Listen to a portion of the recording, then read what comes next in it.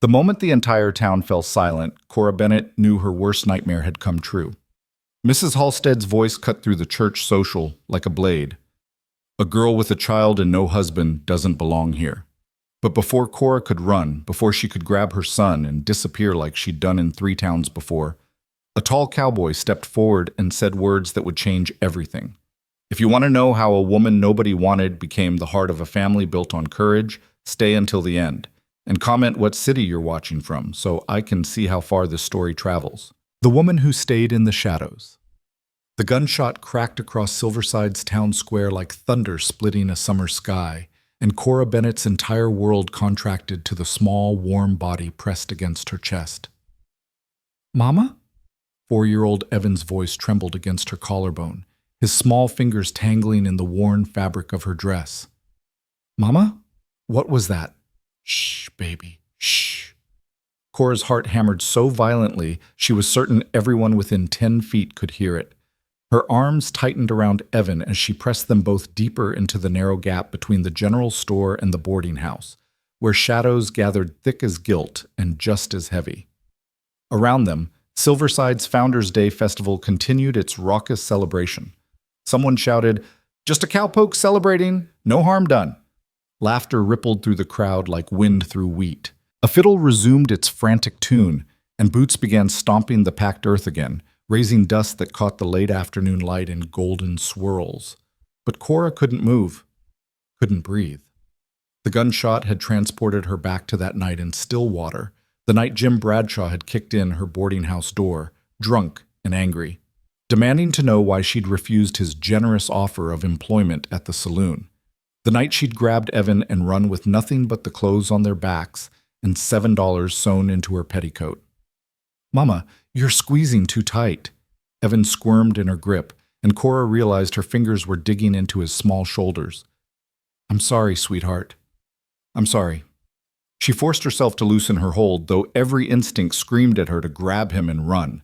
Again, always running, always one step ahead of whispers and judgment and men who thought a woman alone was a woman available. They'd been in Silverside for 3 weeks, longer than Cora had stayed anywhere since leaving Kansas City nearly 2 years ago. Mrs. Fletcher, who ran the boarding house, had taken pity on them. Or maybe she just needed help with the cooking and cleaning badly enough to overlook Cora's obvious sin, a child without a wedding ring to explain him. "Can we get candy now?" Evan's resilience never ceased to amaze her. The fear in his voice had already disappeared, replaced by the hopeful wheedling of a little boy at a festival. "You said maybe, Mama. You said if we had extra pennies." "I know what I said." Cora smoothed his dark hair, so like her own, and tried to gather the courage to step back into the crowd. But the thought of all those eyes judging, calculating, whispering, made her stomach clench. She knew what they saw when they looked at her. A fallen woman. A girl who'd made a mistake and refused to hide the evidence. At 22, Cora had learned that society had no mercy for women like her, no matter how they'd come to their circumstances. It didn't matter that she'd been 17 and desperately in love.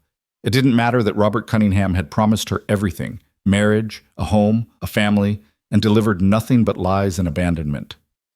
"Mama?" Evan pulled back to look at her face, his brown eyes, Robert's eyes, though Cora tried never to think of that, wide with concern. "Are you sad again?" The question pierced her heart. 4 years old, and he already recognized the weight she carried, the shadows that never quite left her face. "No, baby, Mama's fine. I'm just—" She stopped because she'd promised herself she would never lie to him. He deserved that much honesty in a world that had given him so little. "I'm just being careful." "Because of the bad men?" Cora's throat tightened. She'd tried so hard to shelter him from the worst of their struggles, but children saw everything. They absorbed fear like roots absorbing rain, drawing it deep into themselves where it could twist and warp their view of the world. "There are no bad men here," she said, praying it was true. "This is a nice town. Mrs. Fletcher is kind to us, isn't she?" Evan nodded, but his expression remained solemn. Too solemn for a child who should be running wild at a festival, his pockets full of penny candy and his face sticky with lemonade. "Tell you what," Cora said, making a decision that felt both reckless and necessary. "Let's go find those candies, but we stay together, And if Mama says it's time to go, we go. Deal? Deal! Evan's face transformed with joy so pure it made Cora's chest ache. This was what she fought for, what kept her moving when exhaustion pulled at her bones like hands dragging her underwater. These moments of childhood happiness, stolen from a world that wanted to punish them both for her mistakes. She straightened her dress. The blue calico she'd sewn herself from fabric Mrs. Fletcher had given her in lieu of 2 weeks' wages, and stepped toward the edge of the alley. The afternoon sun hit her full in the face, and she squinted against its brightness, against the exposure of leaving the shadows. The town square bustled with activity. Long tables groaned under pies and cakes and roasted meats. Children chased each other around the gazebo where the fiddle player sawed away at the Irish washerwoman. Men clustered in groups, talking horses and cattle and the railroad that was supposedly coming through next year. Women stood in tight circles, their heads bent together in conversation that Cora knew, with bitter certainty, often involved speculation about people like her. "Stay close," she murmured to Evan, taking his hand. They'd made it perhaps 10 feet into the crowd when Mrs. Halstead materialized in front of them, like divine judgment made flesh. Delilah Halstead was 50 if she was a day, with a spine like an iron rod and a face that suggested she'd never had an impure thought in her life, and was deeply suspicious of anyone who had. Her husband owned the bank, her father had founded half the town, and she ran the ladies' social committee with the efficiency of a general commanding troops. "Miss Bennet?" The title was weighted with meaning, not Mrs., not respectable, just Miss with all its implications. "Mrs. Halstead." Cora's voice came out steadier than she'd expected. She felt Evan press against her skirts, instinctively seeking shelter. "I don't believe I've seen you at our Sunday services." Mrs. Halstead's eyes, pale blue and cold as winter ice, swept over Cora from head to toe, cataloging every mended seam, every sign of poverty and shame. "I've been working, ma'am. Mrs. Fletcher needs help serving breakfast to the boarders on Sunday mornings." This was true, though Cora knew it was also an excuse. She couldn't bear to sit in that church, feeling the eyes on her back, the whispers that followed her down the aisle like ghosts. How convenient. Mrs. Halstead's lips thinned. "Though I would think a woman in your situation would be more concerned with her immortal soul." The words struck like a slap, and Cora felt blood rush to her cheeks. But before she could formulate a response, before she could grab Evan and retreat to the safety of their small room at the boarding house, a deep voice spoke from behind her. "Mrs. Halstead, always a pleasure." Cora turned to find a man standing just over her shoulder, close enough that she could smell leather and sage and something else, something clean, like wind over open prairie. He was tall, taller than most men she'd known, with broad shoulders and work-roughened hands. His face was weathered in the way of men who spent their lives outdoors, but his eyes were kind, startlingly kind, the color of honey in sunlight. Those eyes met hers for a brief moment, and something passed between them. Understanding, maybe, or recognition of a fellow soul who knew what it meant to be judged. Then he turned his attention to Mrs. Halstead, and his expression shifted to something polite but firm. "I don't believe I've had the pleasure of meeting your companion." Mrs. Halstead's face pinched like she'd bitten into a lemon. "This is Miss Bennet. She works for Ida Fletcher at the boarding house." "Pleasure, Miss Bennet." The man touched the brim of his hat. "Colt Avery. I'm new to town myself, just took up a section of land west of here, planning to build it into a proper ranch." Cora managed a nod, too startled to speak. Men didn't usually acknowledge her in public, not kindly.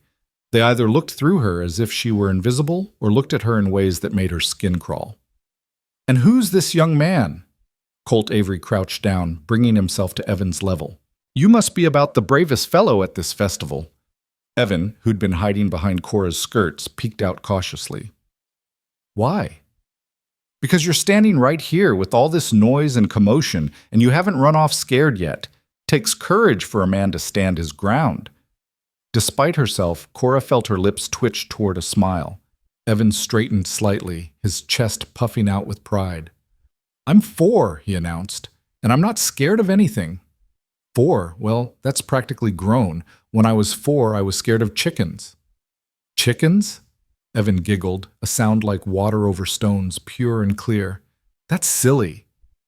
You'd think so, wouldn't you? But there was this one rooster at my uncle's farm, mean as a snake, chased me clear across the yard every morning. Colt Avery's eyes crinkled at the corners. Your mama know you're so brave. She knows. Evan glanced up at Cora with such absolute trust that she felt tears prick at her eyes. Mama says I'm her brave boy. Sounds like your mama's a smart lady. Mrs. Halstead made a noise somewhere between a cough and a snort. Mr. Avery, I hardly think... We were just heading to look at the candies, Colt continued, as if the older woman hadn't spoken. He straightened, his gaze returning to Cora. If you'd permit me, Miss Bennett, I'd be honored to escort you and your son. Being new to town, I could use the company, and I hear the licorice from the general store is particularly fine. Cora stared at him, searching for the catch, the angle, the ulterior motive, but all she saw in his face was genuine warmth, and underneath that, a kind of quiet determination that suggested he knew exactly what he was doing and why. Her voice faltered. She couldn't remember the last time someone had offered her kindness in public, where others could see, where it mattered. Please, Mama? Evan tugged at her hand. The man likes licorice, Mrs. Halstead's expression had gone from sour to thunderous. Mr. Avery, I don't know what they do where you come from, but in Silverside, we have standards. And I'm sure those standards include treating all of God's children with respect and compassion, Colt said mildly. My mother always said that was the whole point of going to church, learning how to be kinder. She'd be disappointed if I forgot that lesson now. The older woman's mouth opened and closed like a landed fish. Then she drew herself up to her full height, which was still several inches shorter than Colt Avery, and sniffed. I'll be speaking to my husband about this. Good day. She swept away, her back rigid with disapproval, and Cora found herself alone with this strange cowboy who just publicly defended her against the most powerful woman in town. You didn't have to do that, she said quietly. Mrs. Halstead, she runs things here. She could make your life difficult. Colt shrugged, apparently unconcerned.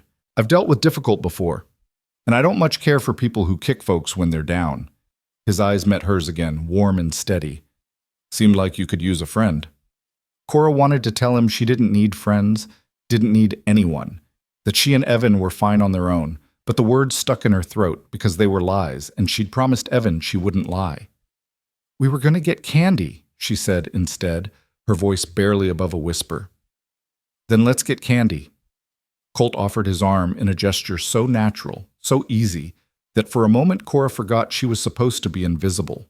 She looked down at Evan, who was practically vibrating with excitement, and then at the arm extended toward her.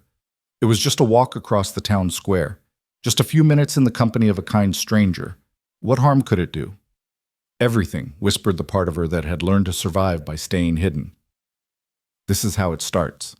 This is how you get hurt again. But there was another voice, too, quieter but insistent.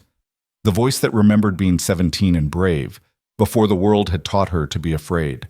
The voice that wanted Evan to see his mother as more than a shadow, more than a cautious ghost haunting the edges of life. She placed her hand lightly on Colt Avery's arm. His smile was like sunrise, slow and warm and full of promise. Come on, partner, he said to Evan. Let's go see about that licorice. They moved through the crowd together, and Cora felt the stares like pinpricks against her skin. But Colt Avery walked steadily, his stride unhurried, as if escorting her and her son through the Founders' Day festival was the most natural thing in the world. The candy stand was run by Mr. Chen, who operated a small shop on the east side of town. He'd always been kind to Cora, never asking questions, sometimes slipping Evan an extra peppermint when he thought no one was looking. Miss Bennett! Mr. Chen's face creased into a genuine smile. And young Evan, come to see the sweets. Yes, sir. Evan pressed his face against the glass display, his breath fogging the surface as he examined the colorful array of candies. Mr. Chen, this is Colt Avery, Cora said, finding her voice. He's new to the area. Welcome, welcome. Mr. Chen bobbed his head. Always good to see new faces. You have a sweet tooth, Mr. Avery? I've been known to indulge, Colt said. Though I was hoping you might recommend something. I promised this young man we'd find the best candy at the festival." Evan looked up at him with something approaching worship, and Cora felt her heart twist. He'd never known a father, never had a man in his life who spoke to him with kindness and respect. The lack of it had hollowed out a place inside her son that she couldn't fill, no matter how hard she tried. "The lemon drops are very popular," Mr. Chen said, pointing to a jar of bright yellow candies. "And the peppermints, of course, but for a special occasion," he reached under the counter and produced a small box. "Chocolates, fresh this week from Denver." Evan's eyes went round as saucers. Chocolate was a luxury far beyond their reach, something Cora occasionally glimpsed in shop windows but never dared to purchase. "We'll take a half-pound of the licorice," Colt said, pulling coins from his pocket. "A quarter-pound of lemon drops, and—" he glanced down at Evan. "How about we let this young man pick out one piece of chocolate, any one he wants?" "Mr. Avery, that's too generous," Cora began, but Colt shook his head. "It's a festival," he said simply, "and I just got paid for my first week of work at the Rocking M Ranch. A man ought to celebrate good fortune with friends." Friends. The word hung in the air between them, fragile and strange. Mr. Chen opened the chocolate box, and Evan approached it with the reverence usually reserved for church. His small finger hovered over the selections, weighing his choice with the seriousness of a judge delivering a verdict. "That one," he finally pronounced, pointing to a chocolate with a swirl of caramel on top. "Excellent choice." Mr. Chen carefully wrapped it in waxed paper and handed it to Evan, who clutched it like treasure. While Colt completed the purchase, Cora studied him from the corner of her eye. He moved with the easy confidence of a man comfortable in his own skin, but there was something more there too, something watchful in the way his gaze periodically swept the crowd, as if checking for danger. A soldier's habit, maybe, or a lawman's, or maybe just the habit of someone who'd learned that the world could turn dangerous in a heartbeat. "Here." Colt handed her the bag of licorice and lemon drops. "Something to enjoy later." "I can't accept—" "Sure you can. It's a gift, Miss Bennett. No strings, no expectations, just one new friend to another." He crouched down beside Evan again. "You gonna eat that chocolate now, or save it for later?" Evan looked at the wrapped chocolate, then up at his mother. "Can I save it, Mama? To make it last longer?" Cora's throat tightened. He was so young, but already he understood scarcity, the need to make precious things last because you never knew when you'd have them again. "You can save it, baby." "Smart thinking," Colt approved. "Best things in life are worth savoring." They moved away from the candy stand, and Cora expected Colt to make his excuses and leave. She'd gotten used to brief kindnesses, small gestures that made people feel good about themselves without requiring any real commitment or cost. But Colt didn't leave. Instead, he walked with them toward the far edge of the square, where the crowd thinned and the noise dropped to a manageable level. He found a bench beneath an old oak tree and gestured for Cora to sit. "You looked like you could use a break from the crowd," he said. Cora sank onto the bench, grateful beyond words. Her feet ached. She'd been up since dawn, helping Mrs. Fletcher prepare breakfast for the boarders, and the tension of moving through the festival had left her exhausted. Evan immediately climbed onto the bench beside her, unwrapping his chocolate with the careful precision of a surgeon. "So," Colt said, leaning against the oak tree with his arms crossed. "How long have you been in Silverside?" 3 weeks. Cora smoothed her skirt, a nervous habit. "We came from Stillwater before that." "That's quite a ways. You have family here?" She shook her head. "No family, just looking for a fresh start." Colt nodded slowly, and something in his expression told her he understood exactly what kind of fresh start she meant, the kind where you left your past behind and prayed it didn't follow you. "Fresh starts are good," he said. "I'm after one myself, actually. Spent the last 8 years working other men's ranches, saving every penny. Finally got enough to buy my own land. It's not much yet, just open prairie and a creek. But it's mine." There was pride in his voice and something else. Determination, the same quality Cora heard in her own voice when she talked about making a better life for Evan. "That sounds wonderful," she said, and meant it. She'd stopped dreaming of permanence, of belonging somewhere, but she could still appreciate it in others. It will be, once I build it up. Got plans for a house, a barn, corrals, going to raise horses. Good stock for working cattle. He paused, studying her face. You ever think about settling down? Really settling, I mean. Not just landing for a bit before moving on. The question was too perceptive, too knowing. Cora felt herself start to draw back into the protective shell she'd built around her heart. I settle where the work is, she said carefully. Mrs. Fletcher has been kind enough to employ me. As long as she needs help, I'll stay. And after that? After that? Cora looked down at Evan, who was taking tiny bites of his chocolate, his face blissful. After that, we'll see. It was the truth, though not all of it. The whole truth was that she never planned more than a few weeks ahead, never allowed herself to imagine a future where she and Evan could stay in one place. Men like Robert Cunningham had taught her that stability was an illusion, a trick played on foolish girls who believed in promises. Mama, this is the best chocolate in the whole world, Evan announced, chocolate smeared around his mouth.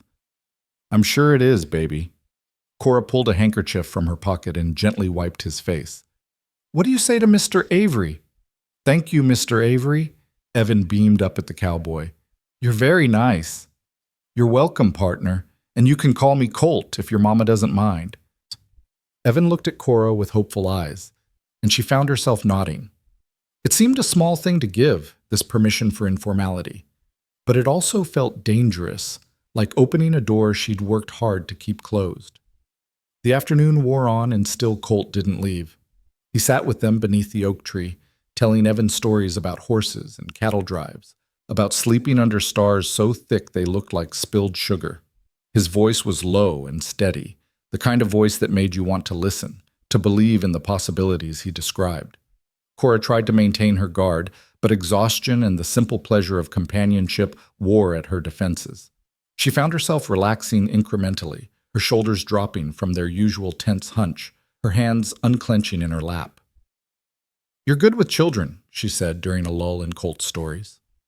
Evan had climbed down from the bench to chase a butterfly, staying carefully within sight as she'd taught him. I like kids. They're honest, no pretense, no games. They say what they mean and mean what they say. He watched Evan dart after the butterfly, his expression fond. That's a good boy you've got there. He is.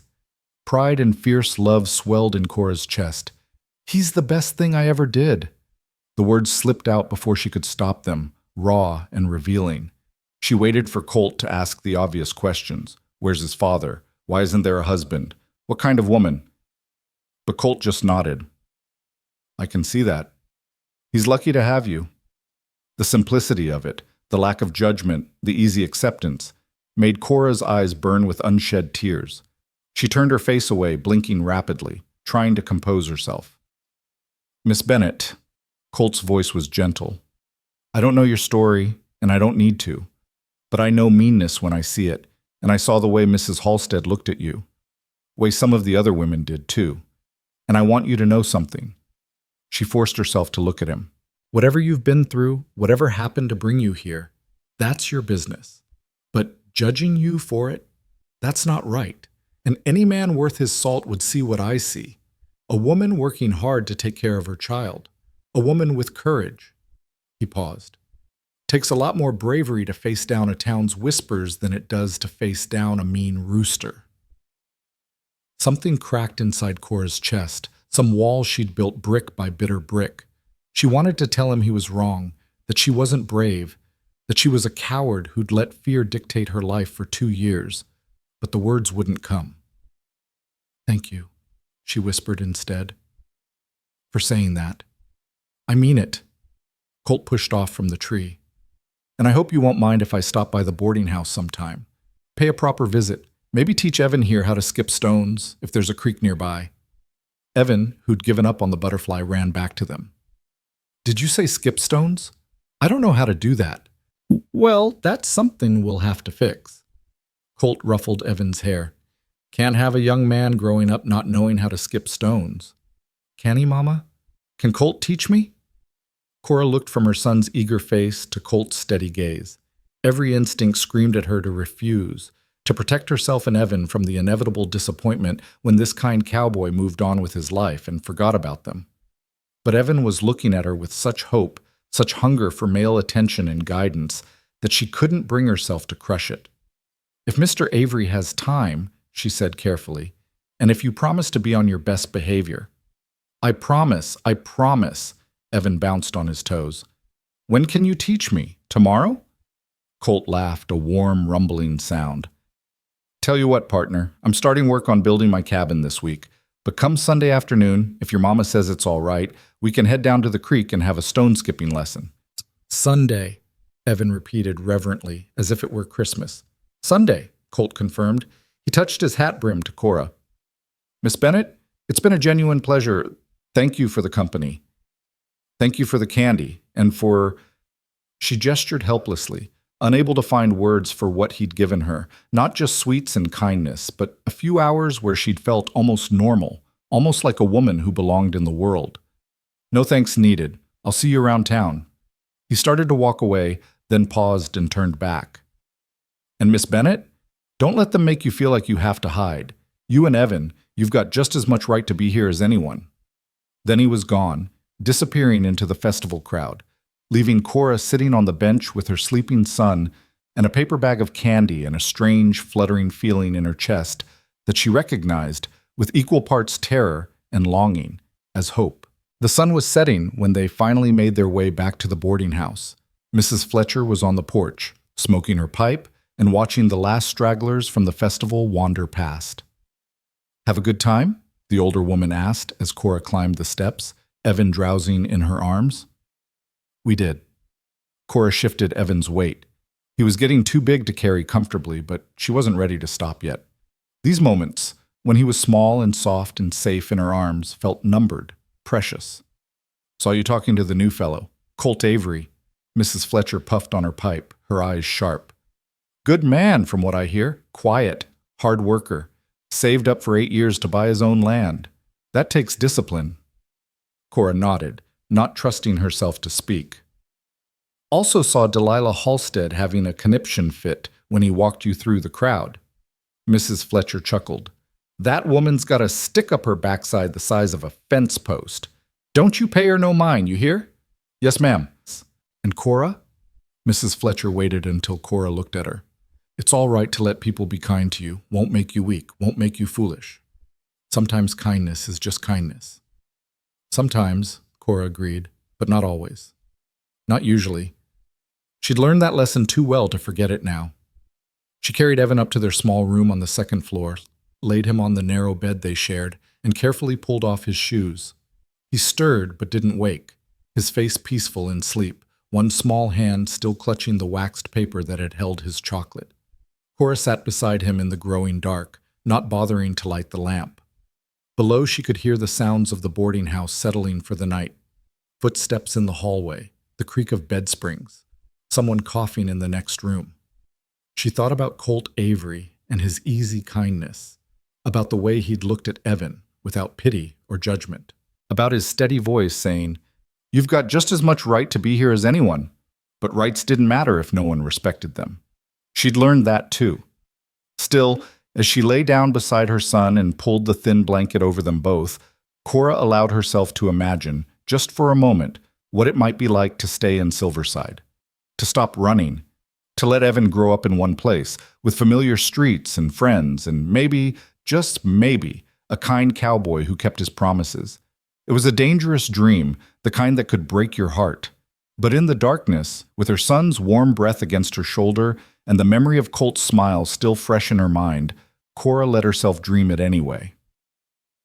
Outside, the last sounds of the Founders' Day festival faded into silence, and the stars came out one by one over the town of Silverside, indifferent and eternal as hope. The Sunday afternoon arrived with a clarity that made Cora nervous, as if the universe itself was conspiring to strip away her excuses. The sky stretched endless and blue above Silverside, and Evan had been awake since dawn, pestering her about the stone-skipping lesson until she'd finally snapped at him, something she immediately regretted when she saw his face crumple. "I'm sorry, baby," she'd said, pulling him close. "Mama's just tired." But tired wasn't the right word. Terrified was closer to the truth. Terrified that Colt Avery wouldn't show up, and she'd have to watch her son's disappointment. Terrified that he would show up, and she'd start believing in things she had no business believing in. Mrs. Fletcher had given her the afternoon off without being asked, which meant the older woman had either remembered the promise or had been listening at keyholes. Probably both. Mrs. Fletcher missed very little that happened under her roof. At 2 o'clock, Cora stood on the boarding house porch with Evan, who was practically vibrating with anticipation. She'd dressed him in his Sunday clothes, the only outfit he owned without patches, and braided her own hair with trembling fingers. It wasn't meant to be anything special, she told herself. Just a man teaching a boy to skip stones. People did that sort of thing all the time. Except people didn't do that sort of thing for her. Not for the woman with a child and no husband. Not for the girl who'd made the wrong choice and refused to disappear with the evidence of her sin. "Do you see him, Mama? Is he coming?" Evan stood on tiptoe, craning his neck to see down the dusty street. "I don't know, sweetheart. We'll wait a few more minutes, and if he doesn't— Miss Bennett!" Cora turned to find Colt walking up the street, and her breath caught in her throat. He'd cleaned up since the festival, his hair still damp from washing, his shirt pressed. He carried a small bundle under one arm and walked with that same easy confidence she remembered, as if he had every right to be there and no doubt whatsoever about his welcome. "Colt!" Evan launched himself off the porch with the reckless abandon of childhood, and Colt caught him with a laugh, swinging him up. "Whoa there, partner! You trying to bowl me over?" He set Evan down but kept a hand on the boy's shoulder. "You ready for that stone-skipping lesson?" "I've been ready since forever. Mama said we had to wait until 2 o'clock, and I watched the clock in the dining room for hours and hours." 15 minutes, Cora corrected, but she was smiling despite herself. "He watched it for 15 minutes. "Well, that's mighty patient of you." Colt's eyes met hers over Evan's head, warm and teasing. "Some folks can't stand to wait even that long for something they're looking forward to." Was he talking about Evan or about something else? Cora felt heat rise in her cheeks and looked away, fussing with her shawl even though the afternoon was warm. "I brought something," Colt said, holding up the bundle. "Thought we might have a picnic after the lesson, if that suits you, Miss Bennett. Nothing fancy. Just some bread and cheese and apples from Mrs. Chen's store. But a man works better on a full stomach, and I figured teaching stone skipping was serious business." "Can we, Mama? Please?" Evan bounced on his toes, and Cora found herself nodding before she could think of all the reasons why spending more time with Colt Avery was a terrible idea. "That's very kind of you, Mr. Avery." "Colt," he reminded her gently. "We're friends, remember? Friends." That word again, offered so easily, as if friendship was simple for him. As if he didn't know that friendship with someone like her could cost him standing in a town like Silverside. They walked through town toward the creek that ran along the western edge, and Cora was acutely aware of the eyes that followed them.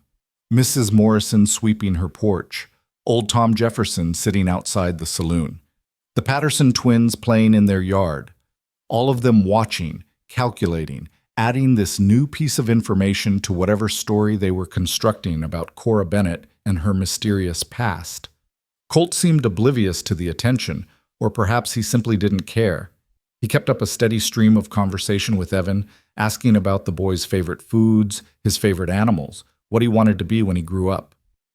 "A cowboy," Evan declared without hesitation. "Like you." "That's a fine ambition. Cowboys need to know all sorts of skills, though. Can you tie knots?" "No, sir." "Can you tell which way is north without a compass?" "No, sir." "Can you skip stones?" "Not yet." Evan grinned up at him. "But I'm going to learn today." "That's the spirit. A man who's willing to learn can accomplish just about anything." Colt glanced at Cora. "Your mama's been teaching you to read, I hope?" "Yes, sir. Mama reads to me every night. Right now we're reading about knights and dragons." "Knights and dragons, huh? That's good learning. Cowboys need to know their letters just like anybody else. How else can you read a brand or write a letter to your sweetheart?" Evan giggled.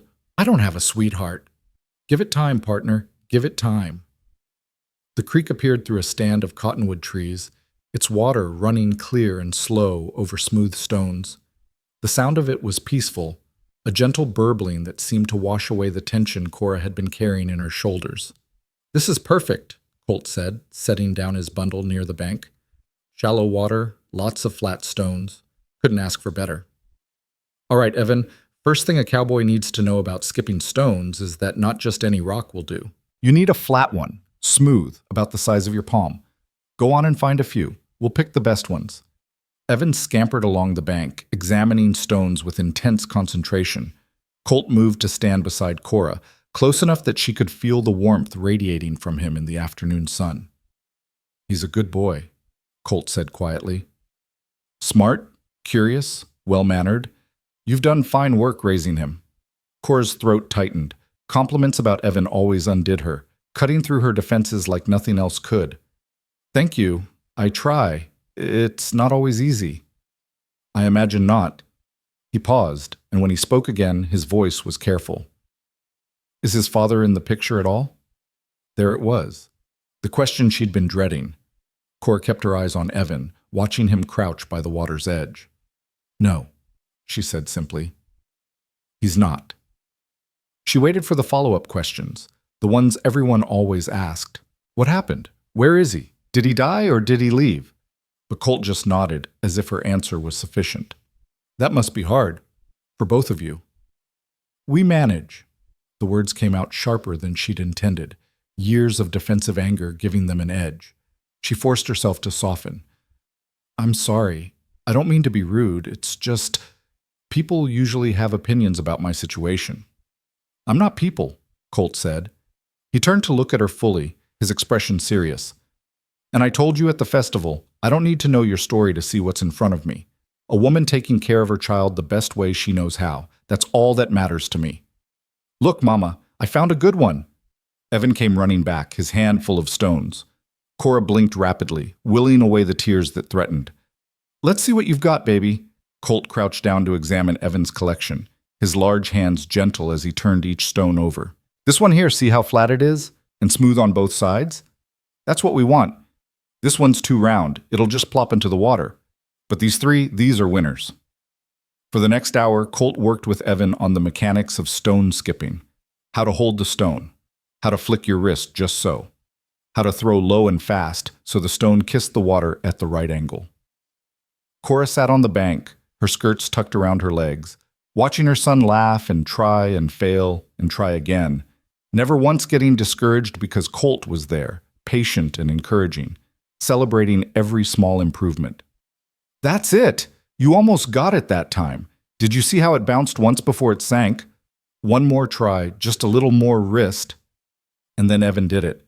The stone skipped twice across the surface of the creek before disappearing with a plop, and the boy let out a whoop of triumph so loud it startled a flock of birds from the cottonwoods. Did you see, Mama? Did you see? I did it! I saw, sweetheart. That was wonderful. Evan turned to Colt, his face radiant. Can I do it again? Please? Of course you can. Practice makes perfect. See if you can get 3 skips this time. Cora watched them, these two figures at the water's edge, and felt something crack wider in her chest. Evan looked so happy, so completely at ease in a way she rarely saw. And Colt looked like he was exactly where he wanted to be, teaching a 4-year-old boy to skip stones, his face patient and kind. When Evan finally tired of practicing, Colt suggested they have their picnic. He spread out a blanket from his bundle, faded but clean, and set out the food with the same care he'd shown teaching Evan. Bread and cheese like he'd promised, but also hard-boiled eggs, apples, and a small jar of honey. The honey's from the Johnson's place, he explained. They keep bees. Best honey I've ever tasted. They ate in companionable silence, the only sounds the creek and the wind in the cottonwoods, and Evan's occasional exclamation about something he'd seen, a fish jumping, a turtle on a rock, a dragonfly with blue wings. Mr. Colt, Evan said suddenly, his mouth full of bread and honey. Are you going to stay in Silverside forever? Evan, don't talk with your mouth full, Cora chided, but Colt just smiled. That's the plan, partner. I bought land here, and I'm going to build a ranch. That's not the kind of thing a man does if he's planning to leave. Good. Evan took another bite, then added, Mama says we might have to leave sometimes, when the work runs out. Cora's face burned. She hadn't realized Evan had absorbed so much of her anxiety, her constant awareness that their place in any town was temporary and contingent. Is that right? Colt's eyes found hers across the blanket. Seems to me Mrs. Fletcher's mighty happy with your mama's work. Heard her telling folks at the Mercantile that Cora Bennett's the best cook and housekeeper she's had in 10 years. She said that? The words slipped out before Cora could stop them, hungry and hopeful. She did. Said she'd be a fool to let you go. He broke off a piece of cheese, his expression thoughtful. Of course, working at a boarding house is hard. Long hours, not much thanks. A woman with your skills could probably do other things if she wanted. Run her own boarding house, maybe. Or work in a restaurant. Or, he paused, or help run a ranch, if the right opportunity came along. The air between them suddenly felt charged, full of unspoken meanings. Cora's heart beat faster, even as her mind screamed warnings. Colt, can I ask you something? Evan's voice broke the tension. Sure, partner. Do you have a family, like a wife and kids? Evan! Cora's mortification was complete. That's not an appropriate question. But Colt just laughed. It's all right. It's a fair question. No, Evan, I don't have a wife or kids. I've been too busy working and saving for my ranch. Figured I'd get the land settled first, build a proper house, get the cattle operation going. Then maybe I'd think about finding a wife. He was looking at Cora again, his gaze steady. Though I'm starting to think maybe I had my priorities wrong. Maybe the most important things shouldn't wait until everything else is perfect. Cora couldn't breathe, couldn't think. The implication in his words was so clear, so direct, that there was no pretending she'd misunderstood. Why not? Evan asked, blessedly oblivious. Why shouldn't things wait? Because life doesn't wait, partner. Because sometimes you meet people who matter, and if you put off doing something about it, you might lose your chance. Like what? Like telling someone they're important to you, like asking someone to take a walk with you, or teaching their son to skip stones, or... He finally looked away from Cora, focusing on Evan with a gentle smile. Or asking if you can come around again next Sunday. Maybe teach you how to tie some cowboy knots. Yes, yes, please. Evan bounced with excitement, scattering crumbs. Can he, Mama? Can Colt come teach me knots? Cora's hands trembled as she smoothed her skirt. This was moving too fast, pushing past all the careful boundaries she'd constructed. But when she looked at Evan's eager face, at the happiness there that she so rarely saw, she couldn't find it in herself to refuse. If Mr. Avery wants to, she said carefully, and if he's not too busy with his ranch work. I'll make time, Colt said. Building a ranch is important, but it's not everything. A man needs friends, needs connections, needs... His eyes met hers again. Needs reasons to come into town on Sundays. They packed up the picnic as the afternoon sun began its descent toward the horizon, painting the sky in shades of gold and pink. Evan ran ahead on his walk back to town, darting from one interesting sight to another. A lizard on a rock, a flower he wanted to pick for his mother, a particularly straight stick that would make an excellent sword. He's going to sleep well tonight, Colt observed, watching the boy with amusement. He will. Thank you for this. For today. Cora struggled for words. He doesn't have many people in his life. It means a lot to him, having someone pay attention to him like this. It means a lot to me, too. Colt's voice was quiet, serious. I meant what I said, Cora. May I call you Cora? She nodded, not trusting her voice. I'd like to keep coming around, spending time with you and Evan, getting to know you both better, if that's all right with you. Why? The question burst out of her, desperate and raw. Why would you want that? You don't know anything about me, about what people say, about what I... She stopped, biting back the confession that threatened to spill out. I know enough, Colt said firmly. I know you're brave and hardworking. I know you're a good mother. I know you've been hurt and you're scared and you're doing your best to protect yourself and your boy. That's enough for me to want to know more. People will talk, Cora warned. They already are, probably. Mrs. Halstead will make sure of that. Let them talk. I'm not courting Mrs. Halstead's opinion. He paused. I am courting you, though, in case that wasn't clear. Cora stopped walking, her heart pounding so hard she thought it might break through her ribs. Colt, you can't. You don't understand. I can't. Can't what? Be courted? Be happy? Have someone care about you? His voice was gentle but insistent. Because I think you can. I think you've just forgotten how. I haven't forgotten. I remember perfectly well how it works. Man makes promises, woman believes him. Man leaves when things get difficult or inconvenient. Woman is left to deal with the consequences alone. The bitterness in her voice surprised even her. That how Evan's father did things? Colt asked quietly. Cora wrapped her arms around herself, cold despite the warmth of the evening. She'd never told anyone the full story. Mrs. Fletcher knew some of it, had pieced together enough to understand the basics, but no one knew the details, the specific ways Robert Cunningham had broken her heart and her life. Yes, she said finally, that's exactly how he did things. Made beautiful promises, talked about our future, our life together, made me believe I was special, that he loved me. And then when I told him about the baby, her voice cracked. He told me I was a liar trying to trap him. Said the child probably wasn't even his. Gave me $50 and told me to take care of it. When I refused, when I said I was keeping the baby, he made sure everyone knew I was a loose woman who tried to force him into marriage with false claims. The words hung in the air between them, ugly and true. Cora waited for disgust, for Colt to make excuses and disappear like morning mist. Instead, he reached out and took her hand, just held it, his palm warm and rough and steady against hers. That man was a coward and a fool, he said, his voice hard. And I'm sorry he hurt you. But I'm not him, Cora. I don't make promises I can't keep, and I don't abandon people when things get hard. My word means something. Everyone says that at first, Cora whispered. Then I'll just have to prove it to you, however long it takes. He squeezed her hand gently.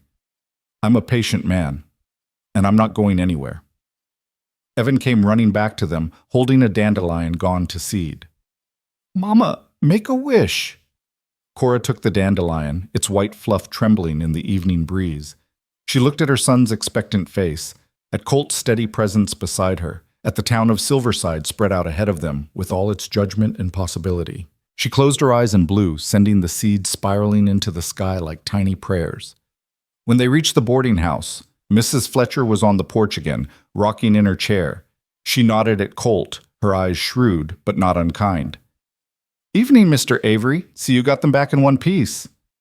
Yes, ma'am. We had a fine time. Evan here learned to skip stones. Did he now? That's a valuable skill. Mrs. Fletcher's lips twitched in what might have been a smile. You planning on teaching him anything else? If Miss Bennett permits, I thought I might come by next Sunday. Teach him some rope knots. Rope knots, Mrs. Fletcher repeated, her expression unreadable. She looked at Cora. That suit you? Cora felt the weight of the older woman's gaze, the question beneath the question. Mrs. Fletcher had been kind to her, given her work when she desperately needed it, asked no uncomfortable questions. But this was different. This was allowing a man to court her openly, where everyone could see. Yes, ma'am, Cora heard herself say. That suits me fine. Mrs. Fletcher nodded slowly. Good. A boy needs a man's teaching sometimes, things a mother can't provide, no matter how hard she tries. She turned her attention back to Colt. You're welcome to visit, Mr. Avery, long as your intentions are honorable. They are, ma'am. I promise you that. See that they stay that way. Mrs. Fletcher stood, gathering her shawl. Come on, Evan. Let's get you inside and washed up for supper. Your mama will be along shortly. Evan hugged Colt's legs fiercely. Thank you for teaching me to skip stones. Next time, will you teach me about horses, too? Next time, Colt agreed, ruffling the boy's hair. Go on now. Mind Mrs. Fletcher. When they were alone on the porch, Colt turned to Cora. In the gathering dusk, his face was shadowed, but his eyes caught the last light, warm and intent. Thank you, he said, for today, or for giving me a chance. You might regret it, Cora warned, when you see how people treat me, how they'll treat you, by association. Let me worry about that. He reached up, hesitated, then gently tucked a strand of hair behind her ear. The gesture was so tender it made Cora's breath catch.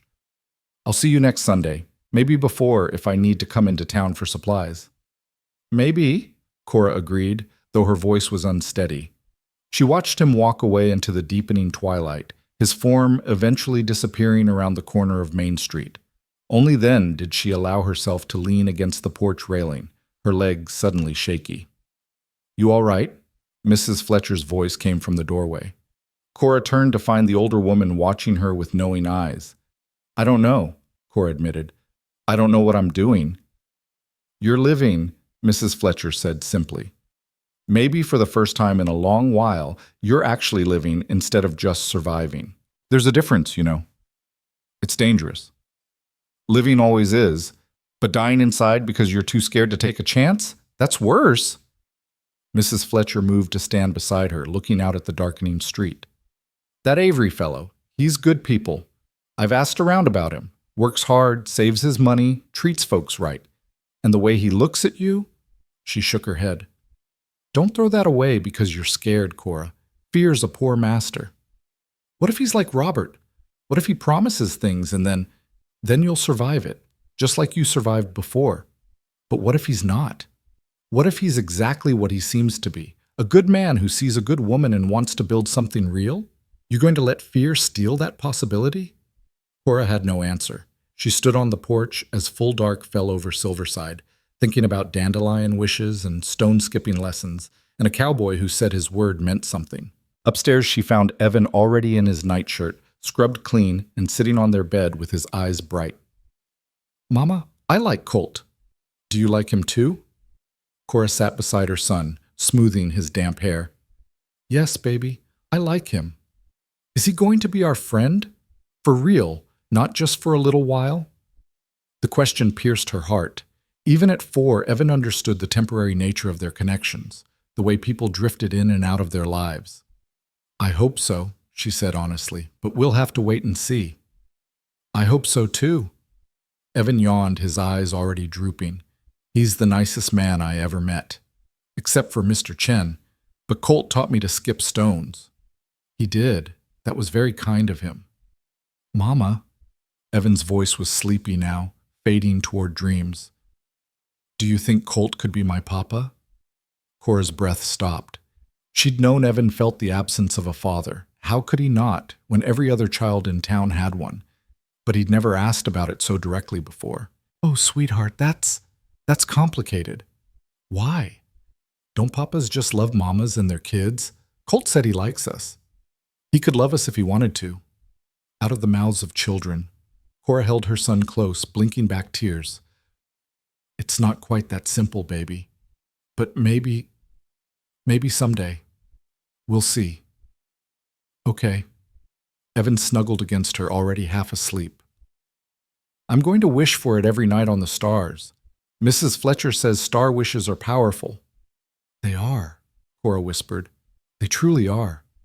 She lay beside Evan in the darkness, listening to his breathing deepen into sleep, thinking about the day that had just passed.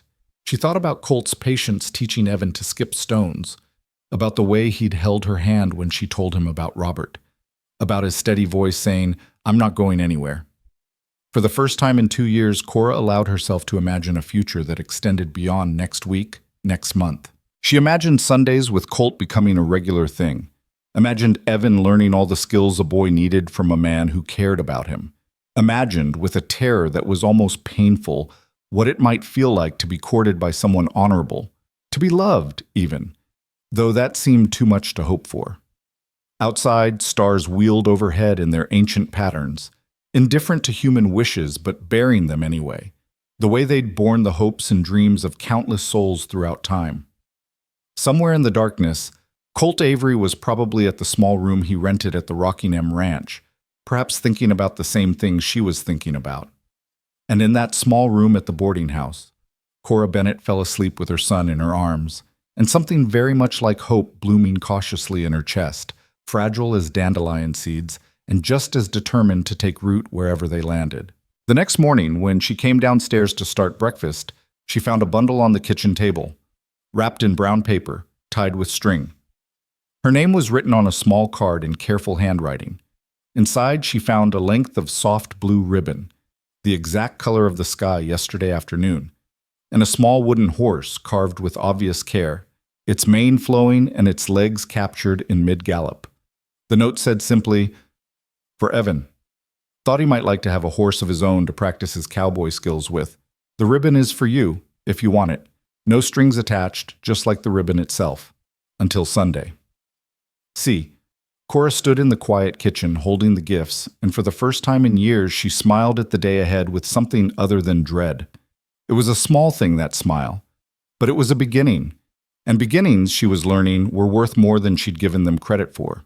The carved wooden horse became Evan's most treasured possession, rarely leaving his small hands during the 3 weeks that followed. Cora watched her son gallop the toy across every surface in the boarding house. The kitchen counter while she cooked, the dining table during meals, the windowsill in their room at night, and felt her careful walls crumbling with each passing day. Colt came every Sunday without fail, rain or shine. He taught Evan to tie a bowline knot, then a clove hitch, then a lasso loop. He brought stories about the progress on his cabin, about the horses he was training at the Rocking M, about the land he was slowly transforming into something resembling a ranch. And he brought small gifts that seemed thoughtless but weren't. Wildflowers picked on his ride into town, a book of frontier tales for Evan, a jar of preserves from a neighbor who'd heard Cora liked blackberries. He never pushed, never demanded more than she was willing to give. But his presence became as regular as Sunday itself. Something Cora found herself anticipating despite every warning her wounded heart whispered. Mrs. Fletcher watched it all with approval, though she said little. Other residents of the boarding house began greeting Colt when he arrived, and Mr. Hendricks, who occupied the corner room, started joining their conversations on the porch, talking cattle prices and weather patterns with the easy camaraderie of men who understood hard work. But not everyone in Silverside viewed Colt's courtship with such equanimity. Cora felt the weight of disapproving stares when she walked through town, heard the whispers that cut off abruptly when she entered the general store. Mrs. Halstead's campaign of moral outrage had found fertile ground among certain segments of Silverside society, and they watched Cora's slowly blossoming relationship with Colt like vultures waiting for weakness. Ignore them, Mrs. Fletcher counseled one afternoon when Cora came back from the mercantile with tears threatening. Small minds need small targets. You're just convenient. But ignoring them became harder when the ladies' social committee announced their monthly gathering would include a potluck supper at the church. The invitation was extended to the entire town, painted as a celebration of community and fellowship. Mrs. Fletcher encouraged Cora to attend. You can't hide forever, the older woman said, her voice firm but not unkind. And Colt will be there. He told me himself he plans to escort you, if you'll have him. That's exactly why I shouldn't go. Cora kneaded bread dough with more force than necessary, flour dusting her forearms. It'll just give them more ammunition. Or it'll show them you're not ashamed, that you have just as much right to be there as anyone. Mrs. Fletcher leaned against the kitchen counter, arms crossed. What are you teaching Evan if you keep hiding? That some people deserve to live in the light and others don't? That he should be ashamed of who he is? The words hit like a physical blow. That's not fair. Life's not fair, but you've got a choice about how you face it. Mrs. Fletcher's expression softened. That boy worships you, Cora. And he's starting to worship Colt, too. Don't you think he deserves to see his mama stand proud? To see that cowboy claim you in front of everyone? What if Colt changes his mind? What if he realizes what he's taking on being associated with me and decides it's not worth it? The fear that had been coiling in Cora's chest for weeks finally found words. What if this is all just temporary kindness before he moves on? Then you'll survive it. But what if it's not? What if he's exactly what he seems? A good man who sees a good woman and wants the world to see it too? Mrs. Fletcher pushed off from the counter. Go to that social, Cora. Let him escort you. Let people see you're not afraid. But Cora was afraid. Terrified, in fact. A Saturday evening approached, and she stood in front of the small mirror in her room, trying to make herself presentable. She'd sewn a new dress from fabric Mrs. Fletcher had given her, green calico with tiny white flowers, the nicest thing she'd owned in years. Her hands trembled as she fastened the buttons. You look pretty, Mama. Evan sat on the bed, clutching his wooden horse, his own face scrubbed clean and his hair dampened and combed. Thank you, baby. Cora turned from the mirror, abandoning the attempt to do anything elaborate with her hair. She'd braided it simply and wound it at the nape of her neck. It would have to do. Is Colt going to walk with us to the church? Yes, he is. Good. Evan's certainty was absolute, uncomplicated by doubt or fear. I like it when Colt's with us. People are nicer. The observation pierced Cora's heart. 4 years old, and already he'd learned that his reception in the world depended on who stood beside them. Colt arrived precisely at 6, dressed in clothes Cora had never seen him wear, pressed trousers, a white shirt, a vest that looked new. His hair was still damp from washing, and he held his hat in his hands, turning it nervously. "You look beautiful," he said when he saw Cora, and the sincerity in his voice made her flush with pleasure and embarrassment in equal measure. "You clean up well yourself?" she managed. He grinned, some of his nervousness fading. "Figured if I was escorting the prettiest woman in Silverside, I ought to look the part." He crouched down to Evan's level. "And how are you, partner? Ready for some church social victuals?" "Mrs. Fletcher says there'll be pie." Evan's eyes were wide with anticipation. "Lots of different kinds." "Then we'd better get going before all the good slices disappear." Colt straightened and offered Cora his arm. "Shall we?" The walk to the church felt both too long and too short. Cora's heart hammered against her ribs as they approached the white building with its tall steeple, light spilling from the windows into the gathering dusk. Voices and laughter drifted out, the sounds of community and belonging that had been denied to her for so long. "It's going to be fine," Colt murmured, as if sensing her panic. "I'm right here, and I'm not going anywhere." The church social hall was packed with people when they entered. Long tables groaned under the weight of food, casseroles and roasts, breads and preserves, cakes and pies in dizzying variety. Children darted between adults, playing games that involved much shrieking and running. Men clustered in groups, talking business and weather. Women arranged dishes and served punch, their heads bent together in conversation. The room didn't fall silent when Cora entered on Colt's arm. That only happened in melodramas. But a perceptible shift occurred. Heads turned. Conversations paused mid-sentence. Eyes tracked their progress across the room with the intensity of hawks watching prey. Cora felt her face flush hot, her steps wanting to falter. But Colt's arm was steady under her hand, and Evan pressed against her skirts, his small presence giving her courage. "Evening, folks!" Colt's voice carried across the room, friendly and unbothered. "Fine gathering you've got here. Evan and I have been looking forward to it all week, haven't we, partner?" "Yes, sir. Mrs. Fletcher says there's apple pie and cherry pie, and why don't we find a place to set down these dishes Miss Bennett brought?" Colt guided them toward one of the food tables, where Mrs. Chen was arranging platters. "Miss Bennett, Mr. Avery." Mrs. Chen's welcome was genuine and warm. "What have you brought?" "Corn pudding and biscuits," Cora said, her voice steadier than she felt. "Nothing fancy." "Everything Miss Bennett makes is fancy," Colt said. "Best cook in Silverside, far as I'm concerned." Mrs. Chen took the dishes with approving nods, and Cora felt a small measure of tension ease from her shoulders. But then she caught sight of Mrs. Halstead across the room. The older woman's face pinched with disapproval, and the anxiety came flooding back. "Let's get Evan some food," Colt suggested. "Growing boy needs his strength." They filled plates and found seats at one of the long tables, joined shortly by Mr. and Mrs. Henderson, who operated the feed store, and their 3 children. Mrs. Henderson chatted pleasantly about the recent rain in her garden, asking Cora's advice about tomato plants with the easy friendliness of someone who saw no scandal in the seating arrangement. It was almost nice, almost normal. Cora began to relax incrementally, watching Evan devour his food with single-minded determination to save room for pie. She even found herself laughing at one of Mr. Henderson's stories about a confused cow that had wandered into his store. Then Mrs. Halstead's voice cut across the pleasant murmur of conversation like a knife through silk. "I'm surprised to see certain people here tonight." The room didn't fall silent, but it quieted. Enough that everyone could hear. Enough that there was no pretending Mrs. Halstead wasn't making a public statement. Cora's stomach dropped.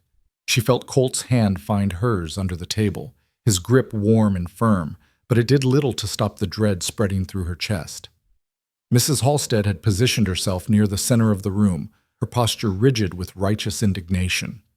Beside her stood three other women from the ladies' social committee, their expressions ranging from uncomfortable to smugly satisfied. After all, Mrs. Halstead continued, her voice carrying with practiced ease, this is a church function, a gathering of respectable families. I wouldn't have thought someone like Miss Bennet would feel comfortable among decent people. The room was definitely quiet now. Conversations had stopped entirely. Even the children sensed something wrong and stilled their games. Cora wanted to disappear. Wanted to grab Evan and run, the way she'd run from 3 other towns when the judgment became too heavy to bear. Her throat closed up, words dying before they could form.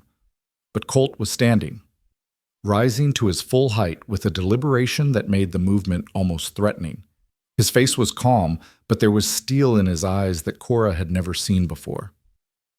Mrs. Halstead, he said, his voice quiet but carrying clearly through the silent hall. I'm not sure what you're implying, but I think you ought to reconsider your words. I'm not implying anything, Mr. Avery. I'm stating facts. Mrs. Halstead's chin lifted. That woman has a child with no husband to claim him. She's been run out of how many towns now? 3? 4? And yet she comes here, to our church, as if she has the same standing as decent women who've kept themselves pure and married properly. Cora felt the words like lashes, each one drawing blood. Beside her, Evan had gone very still, his small face confused and frightened. He might not understand all the words, but he understood the tone, the cruelty beneath the righteous veneer. She has a son, Mrs. Halstead pressed on, emboldened by Cora's silence. A bastard child born of sin. And instead of showing proper shame, instead of accepting her fallen state with humility, she parades around town as if she's done nothing wrong. As if respectable men should court her in public, as if decent families should associate with her. That's enough. Colt's voice cracked like a whip, and Mrs. Halstead actually took a step back. You've said more than enough, ma'am. I have every right to express my concerns about the moral character of— You have the right to your opinions, Colt interrupted, and Cora had never heard his voice so hard, so cold. But you don't have the right to humiliate a woman who's done nothing but work hard and raise her son with love and dignity. You don't have the right to judge someone whose circumstances you know nothing about. And you sure as hell don't have the right to call a child a bastard in a church social hall while claiming to speak for Christian decency. Mrs. Halstead's face went from white to red. How dare you speak to me that way? I am a founding member of this church, a pillar of this community. Then act like it, Colt said flatly. He turned, his gaze sweeping the room, making eye contact with person after person. I've been in Silverside for about 6 weeks now. In that time, I've gotten to know Cora Bennet pretty well. I've watched her work from dawn until late at night at Mrs. Fletcher's boarding house, never complaining, always doing more than her share. I've seen her raise her boy with patience and kindness, teaching him to read and be polite and care about other people. I've seen her survive on scraps when she could, saving every penny to make sure Evan had what he needed. He paused, and in the silence, Cora could hear her own heart pounding. I don't know the circumstances that brought her to Silverside, Colt continued, though this was a lie. He knew now she'd told him 2 Sundays ago in a moment of weakness and trust. And I don't care. What I know is this. Miss Bennet is one of the most honorable women I've ever met. She's brave and strong and decent. She's survived things that would break most people, and she's done it while maintaining her dignity and her principles. She's worked hard to support herself and her son without asking for charity or making excuses. She's been nothing but kind to everyone in this town, even those who've treated her poorly. His eyes found Mrs. Halstead again. Can you say the same, ma'am? Can everyone here say the same? Or are some of you more concerned with appearances than actual virtue? More worried about what the neighbors think than about showing Christian charity to someone who's struggling? Christian charity is not the same as condoning sin, Mrs. Halstead said, but her voice had lost some of its conviction. No, it's not, Colt agreed, but condemning someone for the circumstances of their life, for doing their best in a world that's been unkind to them? That's not righteousness, Mrs. Halstead. That's cruelty dressed up in Sunday clothes. He moved then, stepping away from the table and walking to where Cora sat frozen, her face burning with humiliation and something else, something that felt dangerously like hope. He extended his hand to her. "Miss Bennet," he said, his voice gentling, "would you do me the honor of taking a walk with me? I think the night air might be pleasant." Cora stared at his hand, at the calluses and scars from years of hard work, at the steadiness of it extended toward her in a room full of witnesses. She could feel every eye in the church social hall watching, waiting to see what she would do. If she took his hand, she would be accepting his public defense of her. She would be claiming the right to be courted, to be respected, to take up space in this community. It would be a declaration that she was not ashamed, that she would not hide anymore. If she refused, she would be retreating into the shadows again. Safer, perhaps, but also lonelier. And what would it teach Evan? That his mother was something to be ashamed of? That they deserved to be treated as less than others? Her hand shook as she placed it in Colt's. His fingers closed around hers, warm and strong, and he helped her stand. "What about the boy?" Someone called out. "Mr. Patterson," Cora thought, though she couldn't be sure through the rushing in her ears. Colt looked down at Evan, who was still sitting at the table, his eyes wide and frightened. "What do you say, partner? Want to come with us?" Evan nodded mutely and scrambled off the bench. Colt scooped him up with his free arm, settling the boy on his hip as naturally as if he'd been doing it for years. Then he turned back to the assembled crowd, and what he said next would echo through Silverside for months to come. "For those of you who don't know," he said clearly, "I'm courting Miss Bennet, properly and honorably, with the intention of marriage if she'll have me.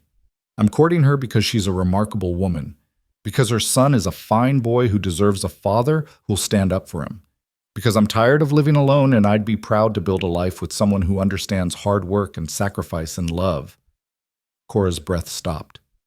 Marriage. He'd said marriage in front of everyone, not as a vague possibility, but as an intention.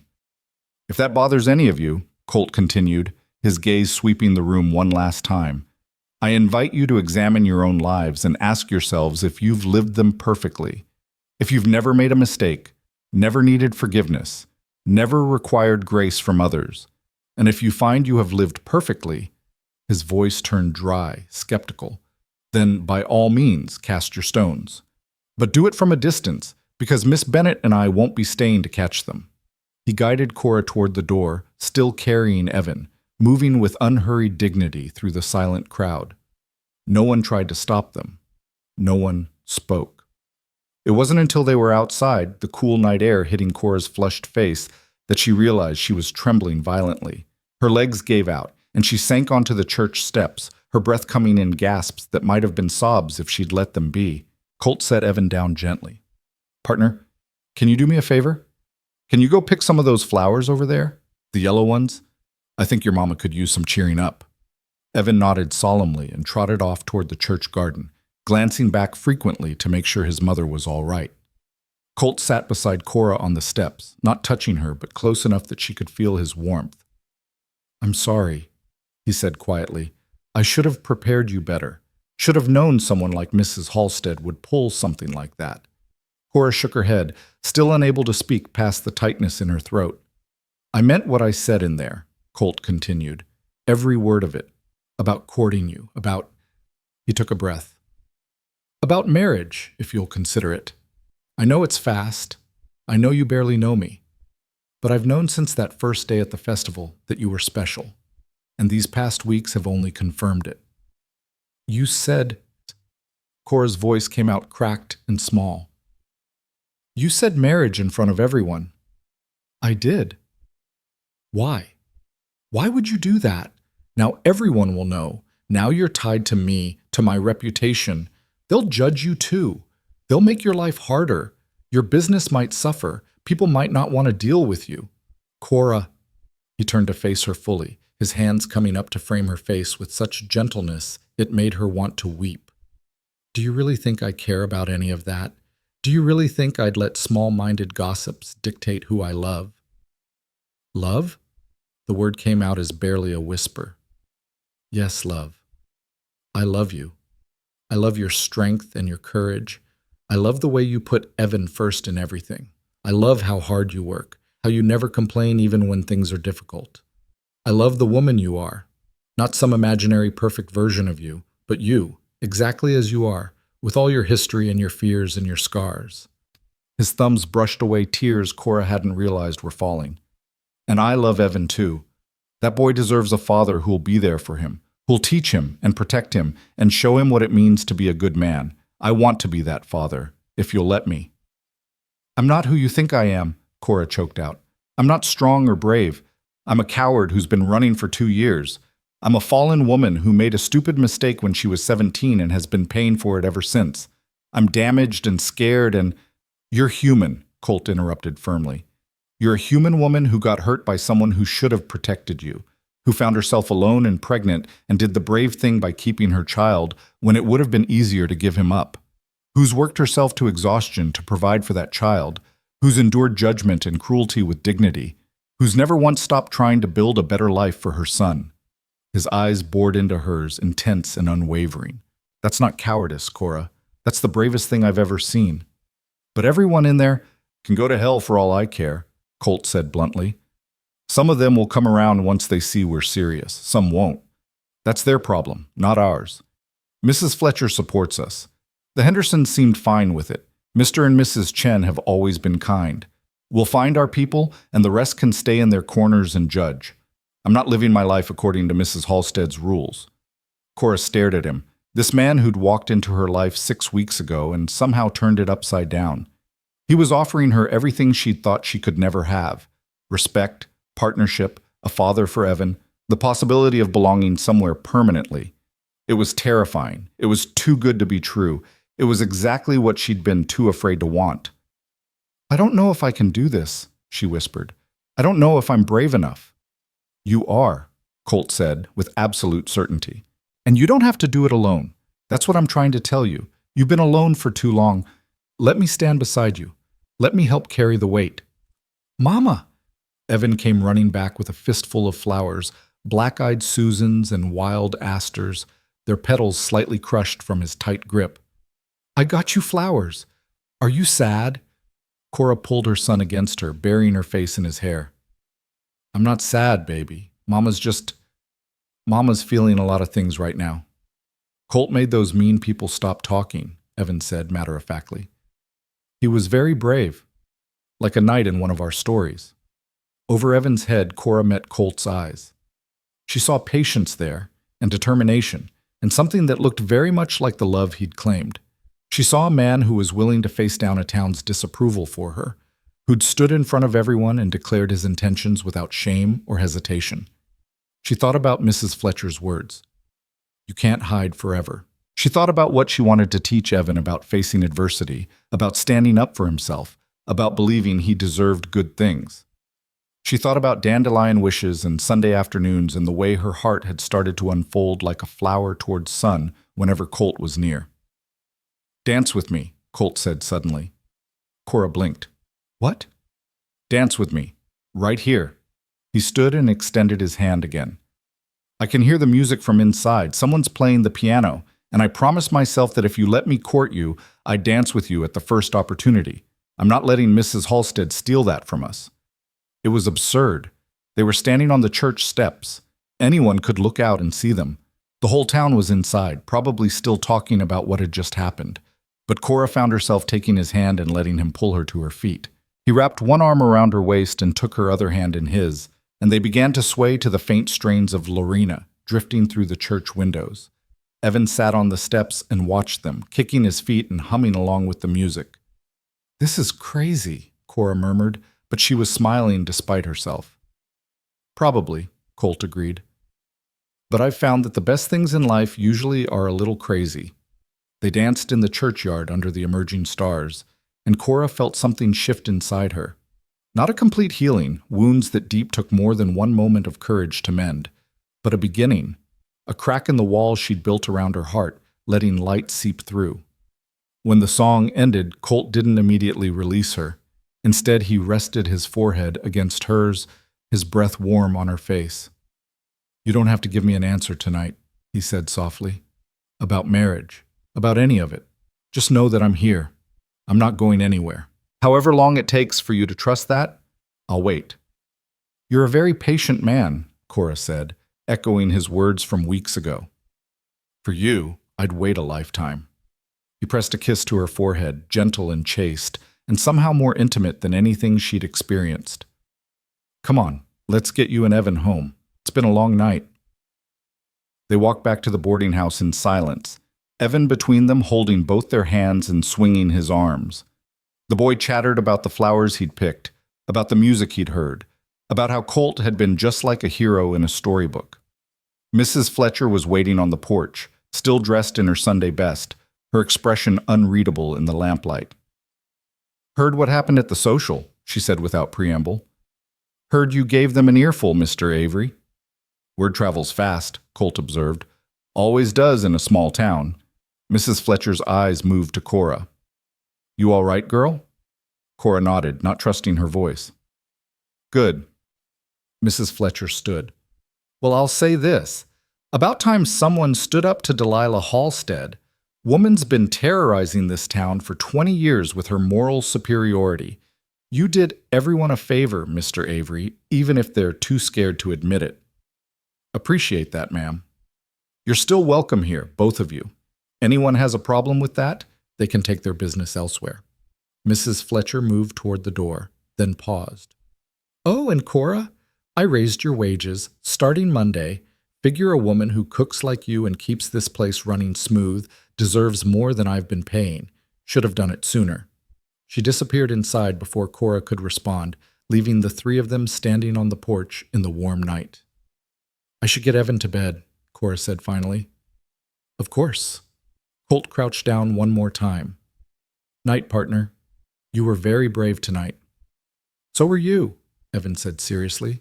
He threw his arms around Colt's neck in an impulsive hug that made the cowboy's eyes close briefly, his expression full of tenderness. Sleep well, Colt murmured, releasing him.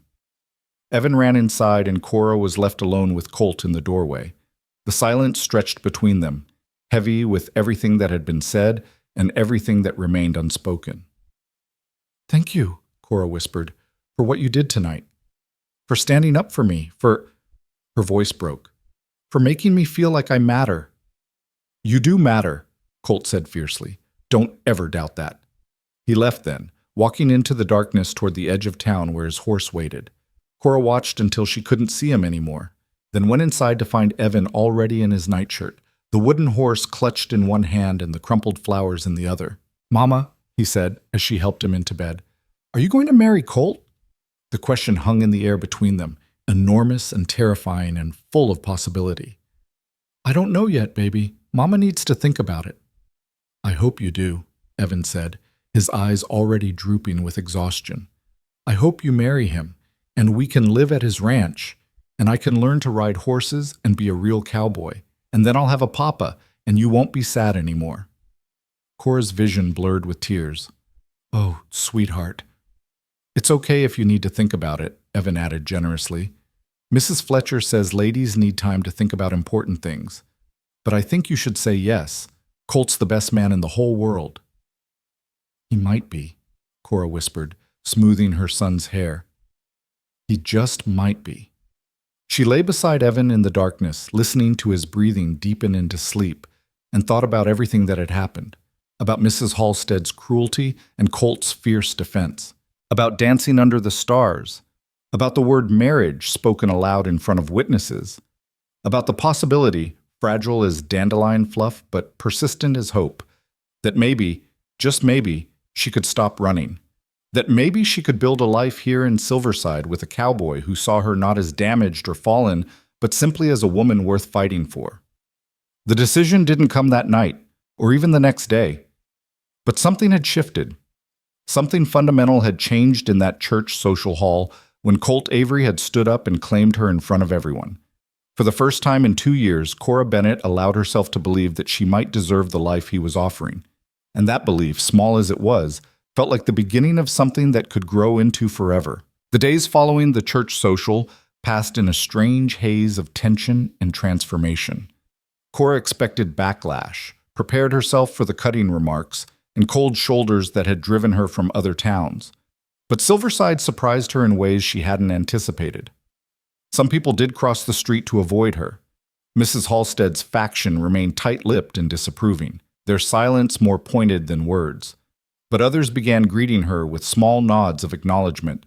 Mrs. Henderson stopped by the boarding house with a basket of vegetables from her garden, saying only, "Thought you might could use these."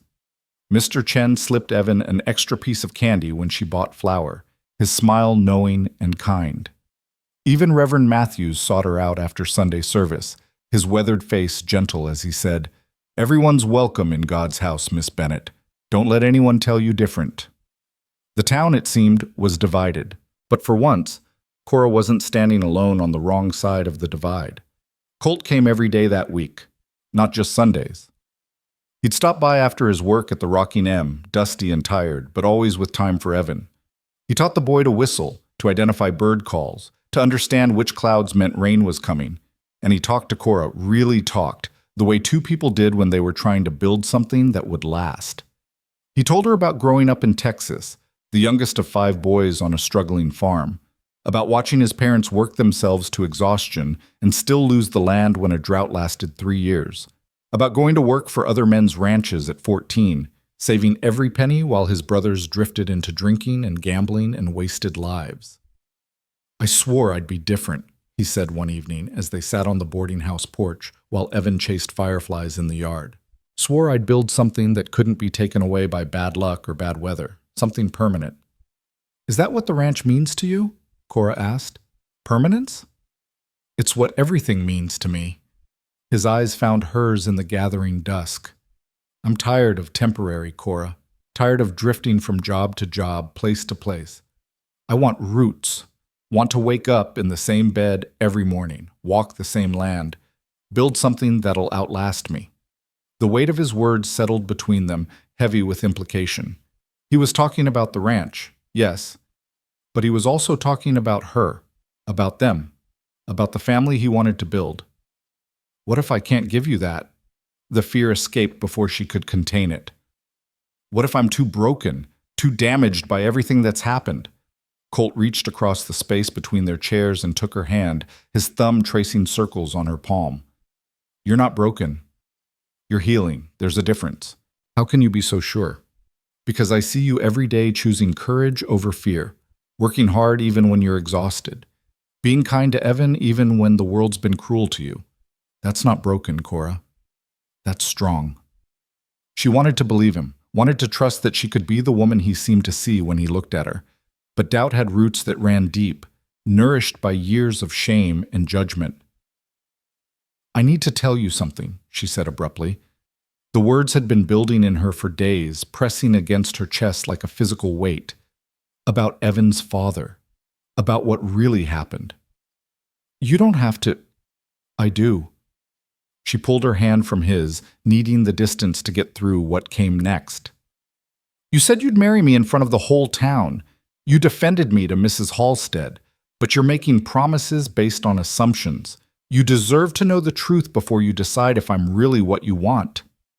Colt settled back in his chair, his expression patient. "All right, I'm listening." Cora took a shaky breath and began. "His name was Robert Cunningham. I met him in Kansas City when I was 17, working as a seamstress in a dress shop. He was 24, from a wealthy family. His father owned a shipping company. He came into the shop to order a dress for his mother, and he—" She paused, remembering that first encounter with painful clarity. "He was charming, attentive. He made me feel special, like I was more than just a poor girl who sewed other women's pretty dresses." The memories flooded back, sharp and bitter. Robert's easy smile, the way he'd sought her out, returning to the shop again and again with transparent excuses. The flowers he'd sent. The walks they'd taken through the park, always careful to avoid anyone who might know his family. "He courted me for 3 months," Cora continued, her voice flat now, drained of emotion. "Said he loved me. Said we'd get married as soon as he convinced his father to approve the match. He knew his parents would object to him marrying beneath his station, so we had to keep it secret. I believed him. God help me. I believed every word." "Cora, let me finish, please." She gripped the arms of her chair, knuckles white. "He said we were as good as married in the eyes of God. That the ceremony was just a formality we'd handle later. And I wanted to believe I was loved, wanted to believe someone like him could choose someone like me. So when he said we should be together, that it was right because we were going to be married anyway, I agreed. The shame of it still burned, even after 5 years, the naivety, the desperate need to be wanted, the willingness to compromise every principle she'd been raised with because a handsome man said the right words. When I realized I was pregnant, I was scared but also excited. I thought Robert would be too. I imagined him marrying me quickly, our families coming together, everything working out. Her laugh was bitter. I was such a fool. You were 17 and in love, Colt said quietly. That's not foolish, that's human. He denied everything. Cora's voice cracked despite her efforts to stay composed. Said I was lying to trap him into marriage. Said if I really was pregnant, which he doubted, it wasn't his child. He gave me $50 and told me to take care of it. When I refused, when I said I was keeping the baby, he made sure everyone knew I was a loose woman trying to force him into marriage with false claims. His family had money and influence. My word meant nothing against his. She could still remember the humiliation of it, the way the other girls at the dress shop had whispered and pointed, the way Mrs. Gallagher, the shop owner, had fired her, saying she couldn't have that sort of reputation associated with her business. The way people she'd considered friends had suddenly become strangers, averting their eyes when she passed. I had some savings, enough for a room, and food for a few months. I thought maybe I could find other work, prove everyone wrong about me. But who hires a pregnant girl with no husband? I tried 3 different towns in Kansas, same story everywhere. As soon as my condition showed, I lost whatever job I'd managed to find. Her hands moved unconsciously to her stomach, remembering the fear of those months, the gnawing hunger she'd endured to save food for the baby, the nights she'd cried herself to sleep, terrified she wouldn't be able to care for the life growing inside her. Evan was born in a charity hospital in Wichita. They tried to convince me to give him up for adoption, said it was the best thing for both of us. But when they put him in my arms, tears spilled down Cora's cheeks unchecked. When I looked at his face, so perfect and innocent, I knew I couldn't do it. Whatever mistakes I'd made, however hard things would be, he was mine. I'd protect him. I'd love him. I'd make sure he knew he was wanted. And you have, Colt said, his voice rough with emotion. I've tried. God knows I've tried. Cora wiped at her face with shaking hands. We've moved 6 times in 4 years. Every time people found out about Evan, about me, it became impossible to stay. The whispers, the judgment, the way people treated him like he carried my sin. I couldn't bear it. So we'd pack up and move, and I'd hope the next town would be different. But it never was. She finally looked at Colt, expecting to see disgust or pity or disappointment. But his face showed only compassion, and something that looked like barely contained anger, though she knew instinctively it wasn't directed at her. That man, Colt said, his jaw tight, that coward who used you and abandoned you and his own child, I hope he lives long enough to regret it. I hope someday he realizes what he threw away. I'm telling you this so you understand what you'd be taking on, Cora pressed on. I wasn't seduced or forced. I made a choice. A stupid, naive choice. And Evan is the result. People will always see him as illegitimate. They'll always judge me as fallen. If you marry me, that stigma attaches to you too. People will question your judgment, your character. It could hurt your business, your standing in the community. Stop. Colt stood abruptly and crossed to her chair, kneeling in front of her so they were eye level. Stop telling me what I should think or feel or decide. I'm a grown man, Cora. I can make my own choices. But you need to understand, I understand perfectly. His hands came up to frame her face, gentle but firm, forcing her to meet his eyes.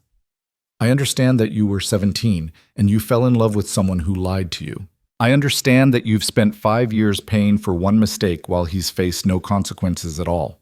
I understand that you've worked yourself to exhaustion to care for a child you refused to abandon, even when it would have been easier.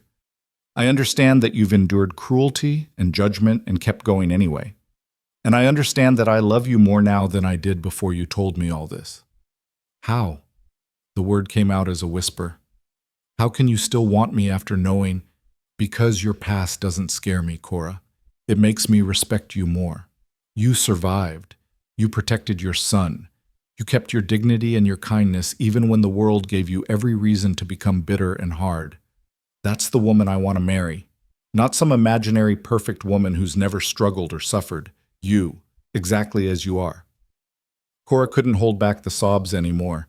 They broke free in great shaking waves, years of shame and fear and loneliness finally finding release. Colt pulled her into his arms, holding her as she cried, murmuring reassurances against her hair.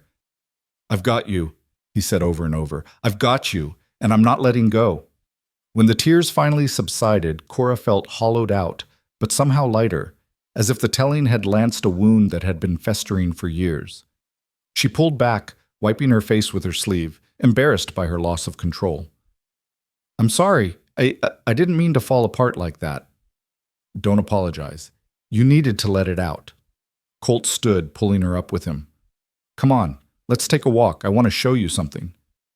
"But Evan is sound asleep on the porch swing." Colt nodded toward where Evan had curled up like a kitten, his wooden horse clutched in one hand. "Mrs. Fletcher's inside. She'll keep an ear out for him. He'll be fine for 20 minutes. Cora let Colt lead her down the porch steps and into the warm night. They walked in silence through the quiet streets of Silverside, past darkened houses and the occasional lamp burning in a window. The stars overhead were brilliant, undimmed by city lights, spreading across the sky in a river of light. Colt guided her to the edge of town where the buildings gave way to open prairie. He stopped near a small rise that overlooked the valley, the creek, a silver thread in the moonlight, the mountains dark shapes against the horizon. "This is my land," he said, gesturing to the expanse before them. 320 acres. Most of it's grazing land, but there's good water from the creek, timber in those hills for building, and enough flat ground for a house and outbuildings. Cora looked out at the moonlit landscape, trying to see it through his eyes. "It's beautiful." "It will be. Right now it's just potential, but I've got plans." His voice carried excitement, the enthusiasm of a man describing his dreams. "Going to build a house on that rise over there. Good view, catches the breeze in summer. Barn here, corrals beyond that. Start with horses, maybe add some cattle later. Build it slow, but build it right, so it lasts." He turned to face her fully, his expression serious in the starlight. "I started building the cabin 2 weeks ago. Been working on it every spare moment I have. It's not much yet, just the frame and part of the walls. But it'll be a good house when it's done. 2 bedrooms, a real kitchen, a front porch where a person could sit and watch the sunset. Room for a family." Cora's heart was pounding again, but differently now, with anticipation instead of fear. "I'm building it for us," Colt said simply. "For you and me and Evan. I'm building it because I can't imagine a future that doesn't have you in it. Because when I think about sitting on that porch watching the sunset, you're there beside me. When I think about raising horses and working this land, I see Evan helping me, growing up learning ranching and riding. When I think about what home means, what family means, I see you." He reached into his pocket and pulled out something small, holding it up in the moonlight. A ring, simple gold, worn smooth with age. "This was my grandmother's ring," he said. "Only thing of value my mother had left to give me when I left home. She said to save it for someone special, someone who understood that real worth wasn't about money or station, but about character and heart." He took Cora's hand, holding it gently. "Marry me, Cora. Not because you need someone to take care of you. You've proven you can take care of yourself. Not because Evan needs a father, though he does, and I'd be honored to be that for him. Marry me because I love you, because I want to build a life with you. Because when I imagine my future, you're in every single moment of it." Cora stared at the ring, at Colt's earnest face, at the land spread out before them, full of possibility. Every rational part of her brain screamed warnings. It was too fast. She barely knew him. He was offering her everything she'd ever wanted, which meant it was probably too good to be true. But there was another voice, too, quieter but persistent. The voice that remembered being brave once, before the world had taught her to be cautious. The voice that wanted to believe in second chances and fresh starts and cowboys who kept their promises. "I'm afraid," she whispered. "I'm so afraid of getting hurt again, of letting Evan get hurt." "I know," Colt said. "I can't promise you'll never be hurt. Life doesn't work that way. But I can promise I'll never deliberately hurt you. I can promise I'll work every day to be worthy of your trust. I can promise that when things get hard, and they will get hard. I won't run. I'll stay and we'll work through it together. What if I'm not a good ranch wife? What if I don't know how to do the things I'm supposed to do? Then we'll figure it out together.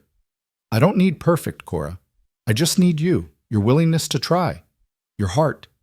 He paused. Tell me what you're thinking. Really thinking. Cora took a shaky breath, trying to organize the chaos of emotion swirling through her.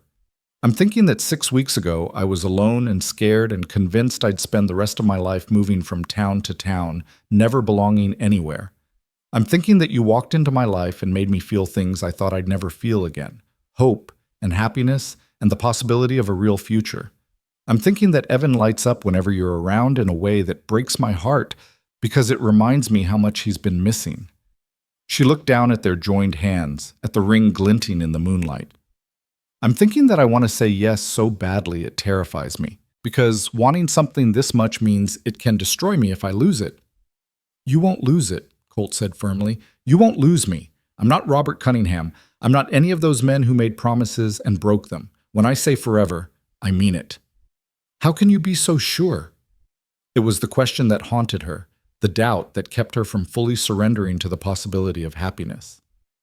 Because I've spent my whole life working toward permanence, because I don't make decisions lightly, because when I commit to something, whether it's buying this land or courting you or raising Evan, I see it through. He squeezed her hand gently. And because I've never felt about anyone the way I feel about you. Never wanted anyone's happiness more than my own. Never been willing to stand in front of a hostile crowd and declare my intentions. Never imagined building a house and thinking about who'd cook in the kitchen or what color curtains would hang in the windows. You've changed everything for me, Cora. Made me realize that a ranch without a family to share it is just land and buildings. It's not a home. Cora felt the last of her resistance crumbling, the walls around her heart finally giving way under the steady pressure of Colt's devotion. She thought about Evan asking if Colt could be his papa, about Mrs. Fletcher saying it was all right to let people be kind to you, about dancing under the stars while a town full of judgmental people watched through windows. She thought about what it would mean to say yes, to commit to this man, this life, this future full of uncertainty and possibility, to stop running and start building, to choose courage over fear. Evan asked me if you were going to be his papa, she said quietly. The night of the church social. He said he hoped I'd say yes because you're the best man in the whole world. Colt's eyes shone suspiciously bright. That boy's got good judgment. He does. Mom, Cora smiled through fresh tears. He sees in you what I've been too scared to fully trust. Goodness, steadiness, safety. The kind of love that doesn't run when things get difficult. Is that a yes? Colt's voice was hopeful, almost boyish in its anticipation. It's a yes, Cora whispered, and then louder, stronger. Yes. Yes, I'll marry you. Yes, I'll build a life with you on this beautiful land. Yes, I'll let Evan have the father he deserves. Yes to all of it, to everything you're offering, to the future we can make together. Colt let out a whoop of joy that probably woke half the town and swept her into his arms, spinning her around until she was laughing and dizzy. When he set her down, he slipped his grandmother's ring onto her finger. It fit perfectly, as if it had been waiting all along for her hand. You've made me the happiest man in Montana Territory, he said, and then he kissed her. Not the chaste kiss on the forehead from before, but a real kiss, full of promise and passion and reverence. Cora kissed him back, pouring into it all the hope and fear and desperate longing she'd been holding inside. When they finally broke apart, both breathing hard, Colt rested his forehead against hers. When? He asked. How soon can we make this official? I don't know. There's so much to think about, to plan. 2 weeks, Colt said decisively. I'll have the cabin finished enough to move into. We can have the ceremony at the church. Show everyone we're not ashamed, that we belong here just as much as anyone. Mrs. Fletcher can help you with a dress if you want. We'll keep it simple but proper. What do you say? 2 weeks. It was impossibly soon and yet felt like an eternity. Cora wanted to be his wife now, immediately, before fear could reclaim its hold on her heart. 2 weeks, she agreed. But Colt, about the ceremony, people like Mrs. Halstead will make trouble. They'll say terrible things, Maybe even try to stop it. Let them try, Colt said, his voice carrying that steel she'd heard at the church social. We'll invite the whole town. Everyone who wants to come can come, and everyone who objects can stay home. We're not hiding anymore, Cora. We're not pretending we don't deserve happiness. We're getting married in the light of day, in front of God and everyone, and claiming our right to build a life together. The fierce certainty in his voice steadied something in Cora. He was right. She was done hiding, done letting other people's judgment dictate her choices. She'd made mistakes, yes, but she'd also survived them, raised a good son, worked hard to build a decent life. She deserved this chance at happiness. They walked back to town hand in hand, talking in excited whispers about practical matters, where they'd live until the cabin was finished, how to tell Evan, what needed to be done in the next 2 weeks, whether Cora would continue working at the boarding house or focus on setting up their home. Whatever you want, Colt kept saying. This is our life we're building, not just mine. Your voice matters just as much. When they reached the boarding house, they found Mrs. Fletcher on the porch with a sleeping Evan still curled on the swing. About time you two got back, the older woman said, but she was smiling. I was beginning to think I'd have to carry this boy to bed myself. We have news, Cora said, unable to keep the joy from her voice. She held up her left hand, the ring catching the porch lamplight. Mrs. Fletcher's smile widened. Well, it's about damn time. When's the wedding? 2 weeks, Colt said. And ma'am, I was hoping you might stand up with Cora, as her witness. She'll need someone in her corner, and I can't think of anyone better. Mrs. Fletcher's expression softened in a way Cora had never seen. I'd be honored, Mr. Avery, truly honored. She looked at Cora. You deserve this, girl. Don't let anyone tell you different. Thank you, Cora whispered, for everything, for giving me work when I needed it, for defending me, for being kind when the world wasn't. That's what decent people do, Mrs. Fletcher said gruffly. Now get that boy to bed, and you, Mr. Avery, go home and get some sleep. You've got a cabin to finish and a wedding to prepare for.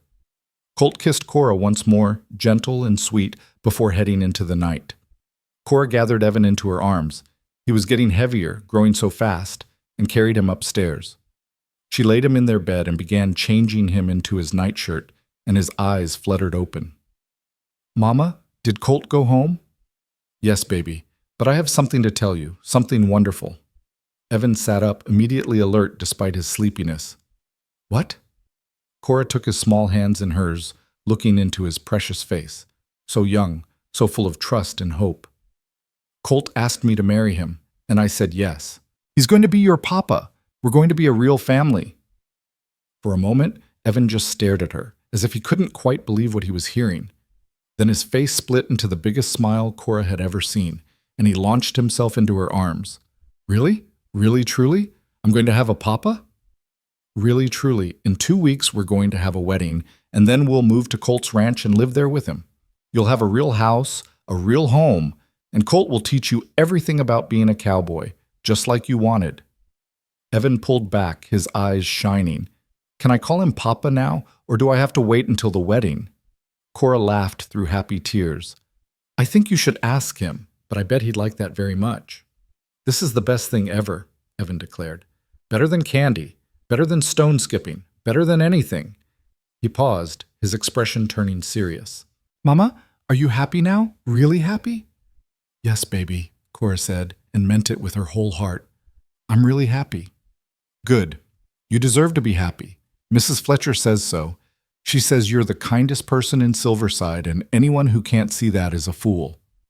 Cora hugged her son tight, overwhelmed by love and gratitude and the stunning realization that her life was changing in ways she'd never dared to hope for. She had a man who loved her despite her past, a son who would finally have a father, a home waiting to be built, a future that stretched out bright and full of possibility. That night, lying in bed with Evan curled against her side, Cora looked at the ring on her finger and thought about everything that had brought her to this moment. The pain and mistakes, the years of struggle and judgment, the towns she'd fled, and the shame she'd carried. All of it had led her here, to Silverside, to Colt, to this second chance she'd stopped believing existed. She thought about the girl she'd been at 17, naive and trusting, so desperate to be loved. She thought about the woman she'd become, scarred but stronger, cautious but still capable of courage. And she thought about the woman she was becoming, someone who could accept love without fear, who could build a future instead of running from the past, who could stand proud in the face of judgment and claim her right to happiness. In 2 weeks, she would walk down the aisle of Silverside's church and marry Colt Avery in front of whatever crowd gathered to witness it. Some would come to celebrate. Others would come to judge. But all of them would see that Cora Bennett was done hiding in shadows. She was stepping into the light, claiming her place in the world, building a family with a man brave enough to love her publicly and fiercely. It wouldn't erase the past. The scars would remain. But scars were proof of survival, evidence that she'd endured and overcome. And now, finally, she was ready to do more than just survive. She was ready to live. The 2 weeks before the wedding passed in a blur of activity that left Cora breathless and occasionally terrified, but mostly filled with a cautious, growing joy she was learning to trust. Word of the engagement spread through Silverside faster than wildfire through dry grass, and the town's reaction cleaved along predictable lines. Mrs. Halstead and her followers pursed their lips and spoke in hushed, disapproving tones about the moral decay of modern society, but others surprised Cora with their support. Mrs. Chen arrived at the boarding house 3 days after the engagement with a bolt of ivory silk. "For your dress," she said simply, pressing it into Cora's hands before she could protest. Every bride deserves something beautiful. Consider it a wedding gift. Mr. Henderson stopped Colt on Main Street to shake his hand and say, "You're getting a good woman, Avery. Anyone with eyes can see she's got more backbone than half the men in this territory." Even Reverend Matthews sought out Cora after Sunday service, his lined face kind. "I'd be honored to perform the ceremony, Miss Bennett, and I want you to know that you'll be married in a full church with all the dignity and respect any couple deserves." But it was Mrs. Fletcher who became Cora's anchor during those hectic days. The older woman threw herself into wedding preparations with surprising enthusiasm, helping Cora sew the dress from Mrs. Chen's silk, arranging for food and flowers, deflecting the worst of the gossip with sharp words and sharper looks. "Let them talk," Mrs. Fletcher said one afternoon as they worked on the dress in the boarding house parlor. "Half of them are jealous, and the other half are just afraid of anyone who doesn't fit their narrow little molds. You're getting married to a good man who loves you. That's more than most women can say, regardless of how proper their courtship was." Cora looked up from her stitching, her throat tight with emotion. "Why are you doing all this? Being so kind to me. You didn't have to hire me in the first place, much less stand with me through everything that's followed." Mrs. Fletcher was quiet for a long moment, her needle moving in steady, practiced strokes through the fabric. "I had a sister once," she said finally. "Younger than me by 3 years. Pretty thing, sweet-natured, trusting. Got herself in trouble with a boy who promised her the moon and delivered nothing but heartache. She tried to be brave about it, tried to make a life for herself and the baby, but the weight of everyone's judgment—" She paused, her hands stilling. "She died when the baby was born, hemorrhaged. The midwife said it was just one of those things, but I've always wondered if she'd gotten proper care earlier, if people had helped instead of shunned her, maybe she would have survived." "I'm so sorry," Cora whispered. "It was 40 years ago. Long time to carry regret, but there it is." Mrs. Fletcher resumed her sewing. "When you showed up here with that boy, desperate for work, wearing clothes that had been mended too many times to count, I saw my sister, saw the chance to do for you what nobody did for her. Maybe it won't change what happened to Anna, but it helps. Helping you helps." Cora reached across the fabric between them and squeezed Mrs. Fletcher's hand. "Thank you for seeing me, for giving me a chance. You earned everything you got, girl. Don't forget that. You worked hard, kept your head up, raised that boy right. All I did was not slam the door in your face. The rest was you." Evan, meanwhile, was practically floating through those 2 weeks. He followed Colt everywhere whenever the cowboy came to town, chattering endlessly about the ranch and the horses and what it would be like to have his own room in the new cabin.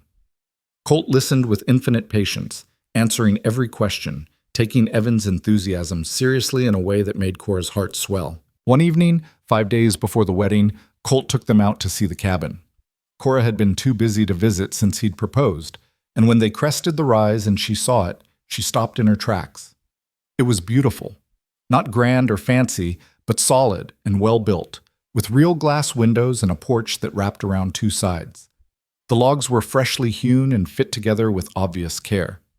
Smoke curled from a stone chimney, and golden light spilled from the windows into the gathering dusk.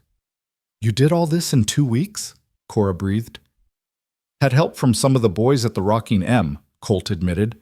"They came out on their days off. Word got around about the wedding, and apparently there are more people rooting for us than I realized." He helped her down from the wagon, his hand steadying her. "Come see the inside." The interior was simple but spacious. A main room with a stone fireplace and real wooden floors. A kitchen area with a cast-iron stove and a pump for water right inside the house. A luxury Cora hadn't expected. 2 bedrooms, one clearly meant for her and Colt, the other smaller but perfect for Evan. Handmade furniture, a table and chairs, a rocking chair, a bed frame in each bedroom. "The mattresses arrive tomorrow," Colt said, watching her face anxiously. "And I know it's not much, not fancy, like—" "It's perfect," Cora interrupted, her voice thick with emotion. "It's the most beautiful house I've ever seen." Evan had already claimed his bedroom, running from corner to corner with his wooden horse. "Look, Mama, my own room, and there's a window where I can see the horses. Can I get a real horse soon? Can I, Papa?" The word fell into the space between them like a stone into still water, ripples spreading outward. Evan froze, suddenly uncertain, looking from Colt to Cora with wide eyes. I asked Mama, and she said I should ask you if I could call you Papa, and I meant to ask proper, but it just came out, and—" Colt crossed the room in 3 long strides and scooped Evan up, holding him tight. When he spoke, his voice was rough with emotion. "You can call me Papa any time you want, partner. I'd be honored. He stopped, cleared his throat. "I'm going to do my best to be a good father to you, to teach you right from wrong, to keep you safe, to help you grow into a good man. And I'm going to love you like you're my own blood, because as far as I'm concerned, you are. From here on out, you're my son. Is that all right with you?" Evan wrapped his small arms around Colt's neck and nodded against his shoulder. "Yes, Papa." Cora turned away, wiping at her eyes with the back of her hand.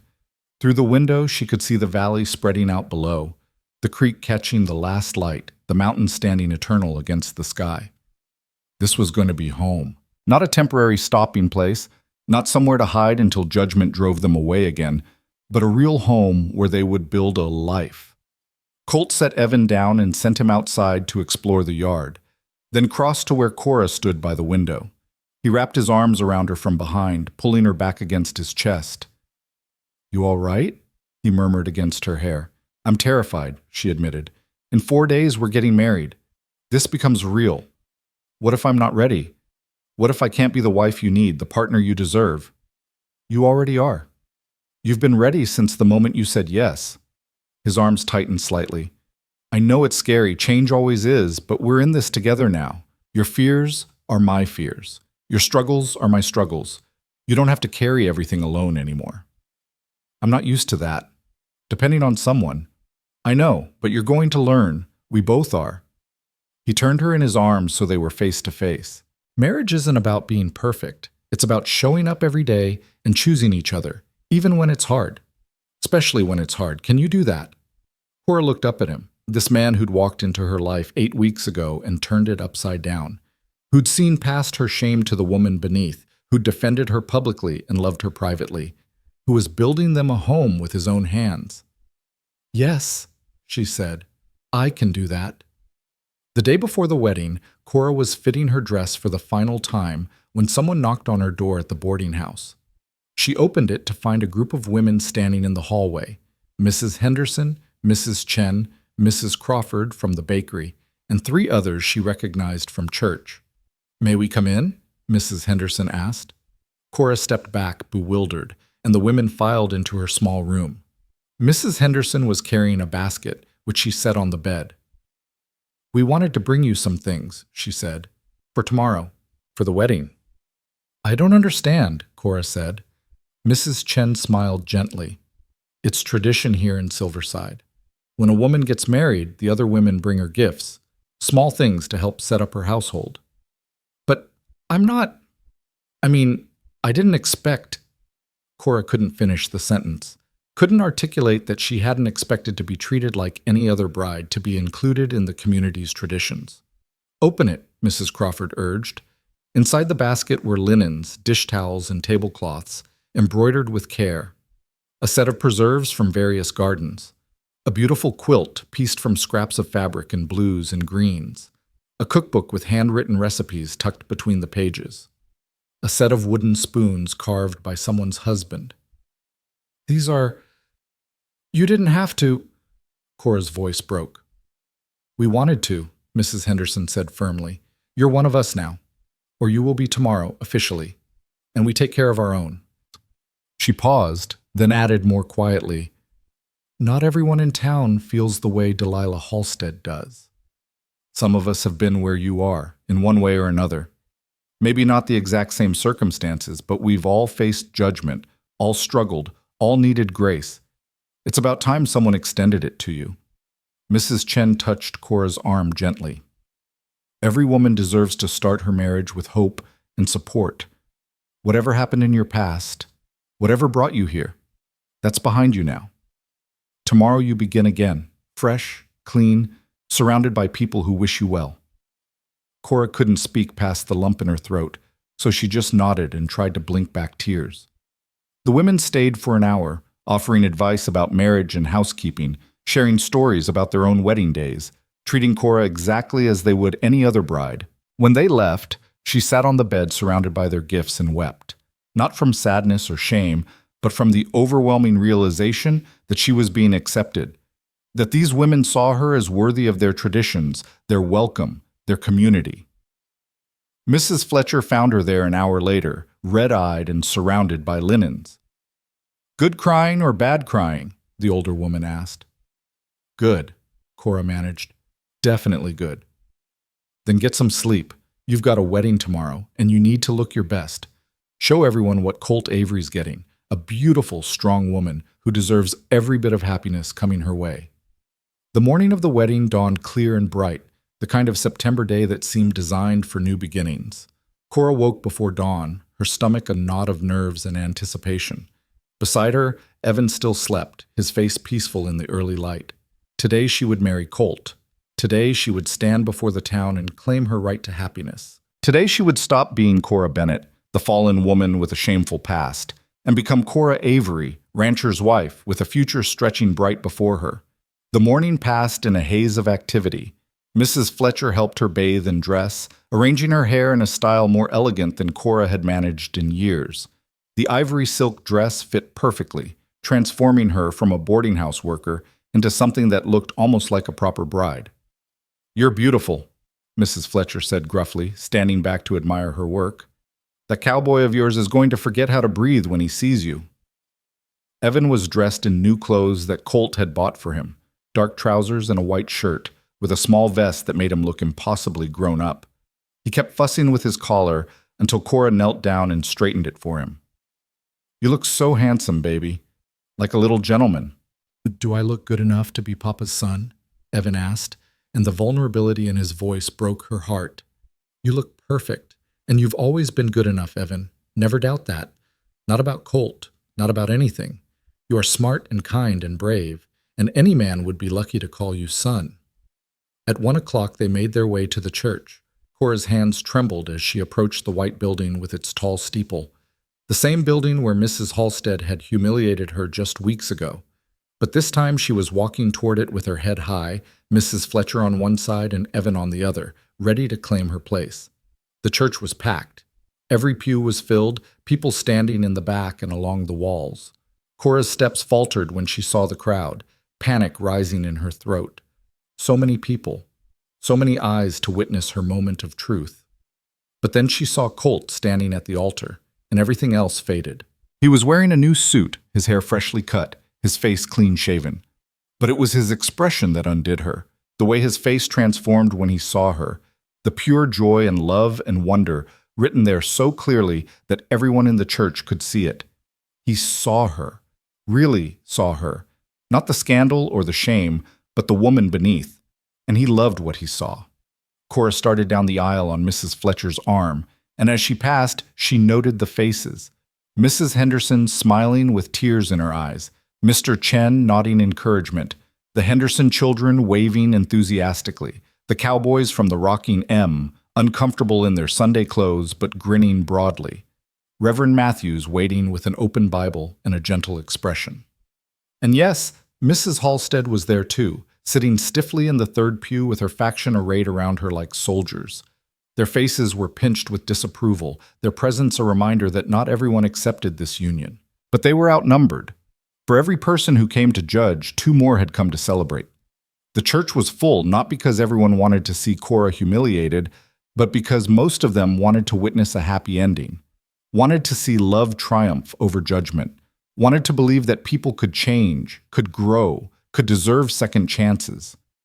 When Cora reached the altar, Colt took her hands in his, and she felt the trembling in her own hands still. He squeezed gently, his eyes locked on hers, and mouthed, "You're doing great." Reverend Matthews began the ceremony, his voice carrying through the packed church. The familiar words washed over Cora, dearly beloved, gathered together, holy matrimony.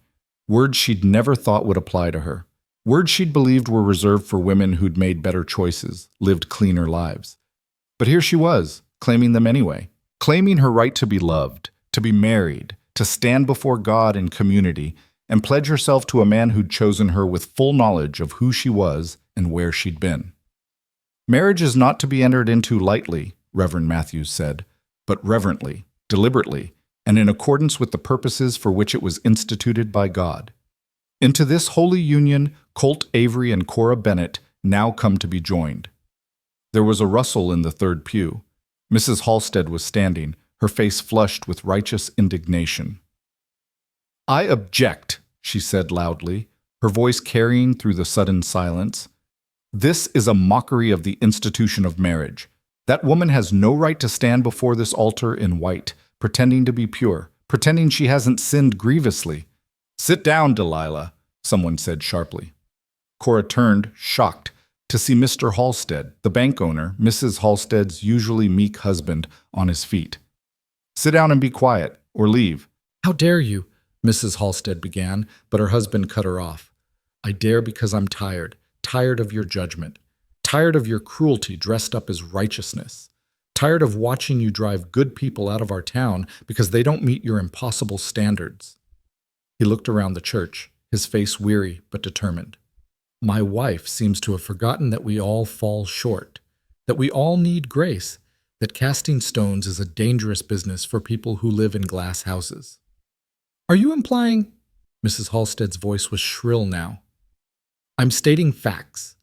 You want to talk about sin and shame? Fine. Let's talk about how your first child was born 7 months after our wedding. Let's talk about the money you stole from the church fund 20 years ago that I had to quietly replace. Let's talk about all the ways we're human and flawed and in need of forgiveness." He turned to Cora, and his expression softened. "Miss Bennett, I apologize for my wife's behavior. You have every right to be here, to be married, to be happy. Anyone who says different can answer to me." He sat down, pulling a sputtering Mrs. Halstead with him. The church was utterly silent for a long moment, and then someone started clapping. Mrs. Chen, Cora realized. Then Mrs. Henderson joined in, then the cowboys from the rocking M. Within seconds, half the church was applauding, and Mrs. Halstead's face had gone from red to white. Reverend Matthews cleared his throat, fighting back a smile. "If there are no further objections," he said with pointed emphasis, "we'll continue." The rest of the ceremony passed in a blur. Cora heard herself making vows to love and honor, to cherish in sickness and health, for richer or poorer. Heard Colt making the same promises, his voice steady and sure. Felt him slide his grandmother's ring more firmly onto her finger, sealing their commitment. "You may kiss your bride," Reverend Matthews said, and Colt cupped her face in his hands and kissed her tenderly, thoroughly, in front of God and everyone, claiming her as his in a way that left no room for doubt. When they turned to face the congregation as husband and wife, the applause was thunderous. People were standing, cheering, some wiping away tears. Even Evan was clapping enthusiastically from where he stood beside Mrs. Fletcher in the front pew. They walked back down the aisle together, past the people who'd come to celebrate, and the few who'd come to judge. Mrs. Halstead wouldn't meet Cora's eyes, but her husband nodded respectfully as they passed. At the church doors, the crowd surged forward with congratulations and well wishes, and Cora found herself pulled into hugs by women she barely knew, shaking hands with men who called her Mrs. Avery with genuine respect. The reception was held in the church hall, tables laden with food brought by half the town. There was music and dancing, laughter and conversation. Colt never left Cora's side, his hand always finding hers, his eyes constantly seeking her face as if he couldn't quite believe she was his. "Happy?" he asked during a quiet moment when they stood at the edge of the celebration, watching Evan race around with the other children. "Terrified," Cora admitted. "Happy and terrified in equal measure." "That's fair." Colt pulled her closer. "But you know what? We're going to be fine. Better than fine.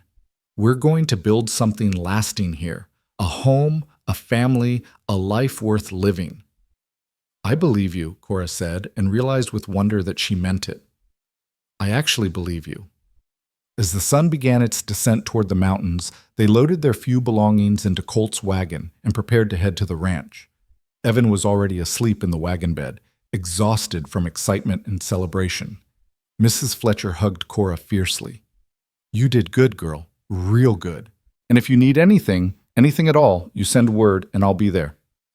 "Thank you," Cora whispered, "for everything. For seeing me when I was invisible. For believing in me when I couldn't believe in myself. Just be happy. That's all the thanks I need." Mrs. Fletcher turned to Colt. "You take care of her, you hear? She's been through enough.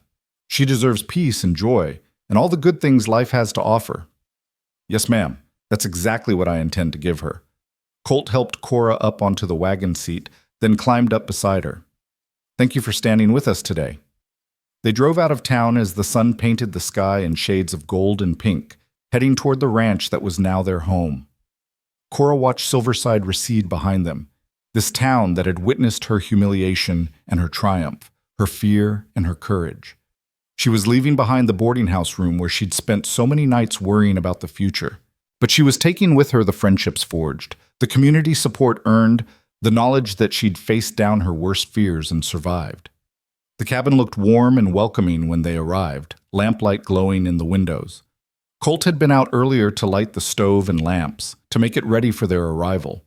He carried Evan inside and tucked the sleeping boy into his new bed, then returned to find Cora standing in the main room, looking around at their home with wonder. "It's real," she said softly. "This is really our home, our life." "It's real," Colt confirmed. He crossed to her, taking her hands. "And it's just the beginning. We've got years ahead of us to build on this foundation. Years to watch Evan grow up. Years to expand the ranch, maybe add to our family if you want. Years to prove to anyone who doubted us that love and commitment matter more than perfect pasts." Cora thought about everything that had brought her to this moment. The pain and shame of her youth, the years of running and hiding, the towns that had rejected her, the man who'd abandoned her and the child he'd denied. All of it had led here, to this cabin, to this man, to this life she'd stopped believing was possible. "I spent so long thinking I didn't deserve happiness," she said. "Thinking my mistakes had disqualified me from the good things in life. But you've taught me something different. You've taught me that everyone deserves second chances, that our past doesn't have to define our future, that courage isn't about never being afraid, it's about being afraid and moving forward anyway." "You've taught me things too," Colt said, "about strength and resilience, about what real courage looks like, about how love doesn't mean finding someone perfect. It means finding someone worth fighting for and choosing them every single day." He pulled her close, resting his chin on top of her head. "I'm going to spend the rest of my life making sure you never regret saying yes to me." "I could never regret it," Cora said, and knew it was true. "You saved me, Colt. You and this town, this community that decided to see past my mistakes. You saved me from a life of running and hiding. You gave me back my dignity." "No," Colt said firmly. "You saved yourself. You did the hard work of surviving, of raising Evan, of never giving up even when things seemed hopeless.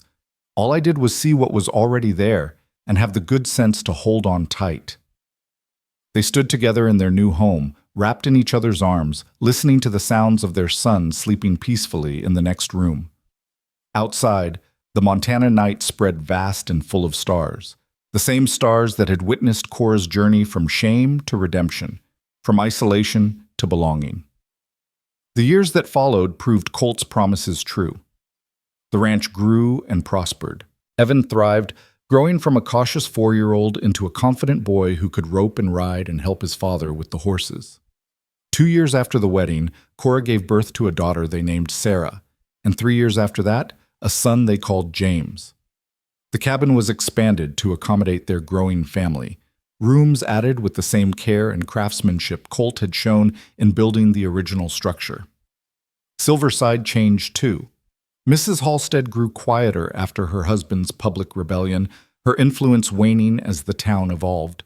New families moved in, drawn by the railroad that finally came through. The community grew more tolerant, more diverse, more willing to judge people by their character rather than their circumstances. Cora became known not as the fallen woman who'd been redeemed, but simply as Mrs. Avery, Colt's capable wife, the mother who raised good children, the neighbor who showed up when someone needed help. She worked alongside her husband building their ranch into one of the most successful operations in the valley. She taught her children to read and be kind and stand up for people who couldn't stand up for themselves. She became, over time, exactly what Colt had always seen in her, a woman of strength and dignity and quiet courage. Evan grew into a fine young man who worked the ranch beside his father and never once doubted that Colt was his papa in every way that mattered.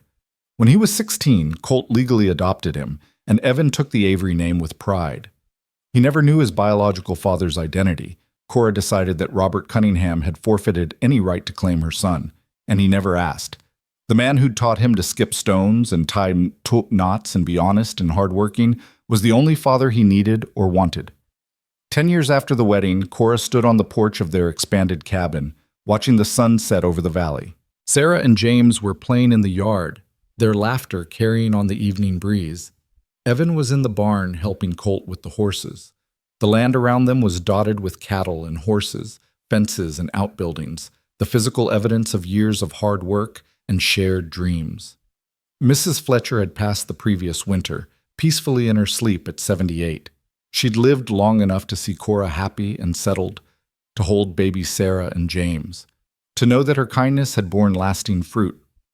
At her funeral, half the town had turned out, and Cora had stood beside the grave remembering the woman who'd given her a chance when no one else would, who'd taught her that accepting help wasn't weakness, and that found family could be just as strong as blood ties.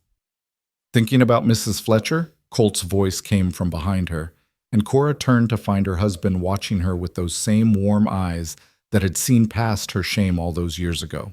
"How did you know?" "You get this look when you're remembering her, sad and grateful at the same time." He joined her at the porch railing, his shoulder touching hers. "She'd be proud of you, of us, of everything we've built." "I hope so." Cora leaned into his solid warmth. "Sometimes I still can't believe this is my life, that I get to have all this, you, our children, this home. After everything that happened, after all the years of running and hiding, I never thought I'd find this kind of peace." "You deserved it all along," Colt said. "You just needed someone to remind you of that." "You did more than remind me. You showed me. Every single day, you've shown me that I'm worth loving, worth fighting for, worth standing beside." She turned to face him fully. "I was so scared that day you first talked to me at the festival. Scared of hoping, scared of trusting, scared of believing in possibilities. But you were patient with my fear. You waited for me to catch up to what you already knew. That we belonged together," Colt finished. "That our past didn't matter as much as our future. That love and commitment could overcome anything."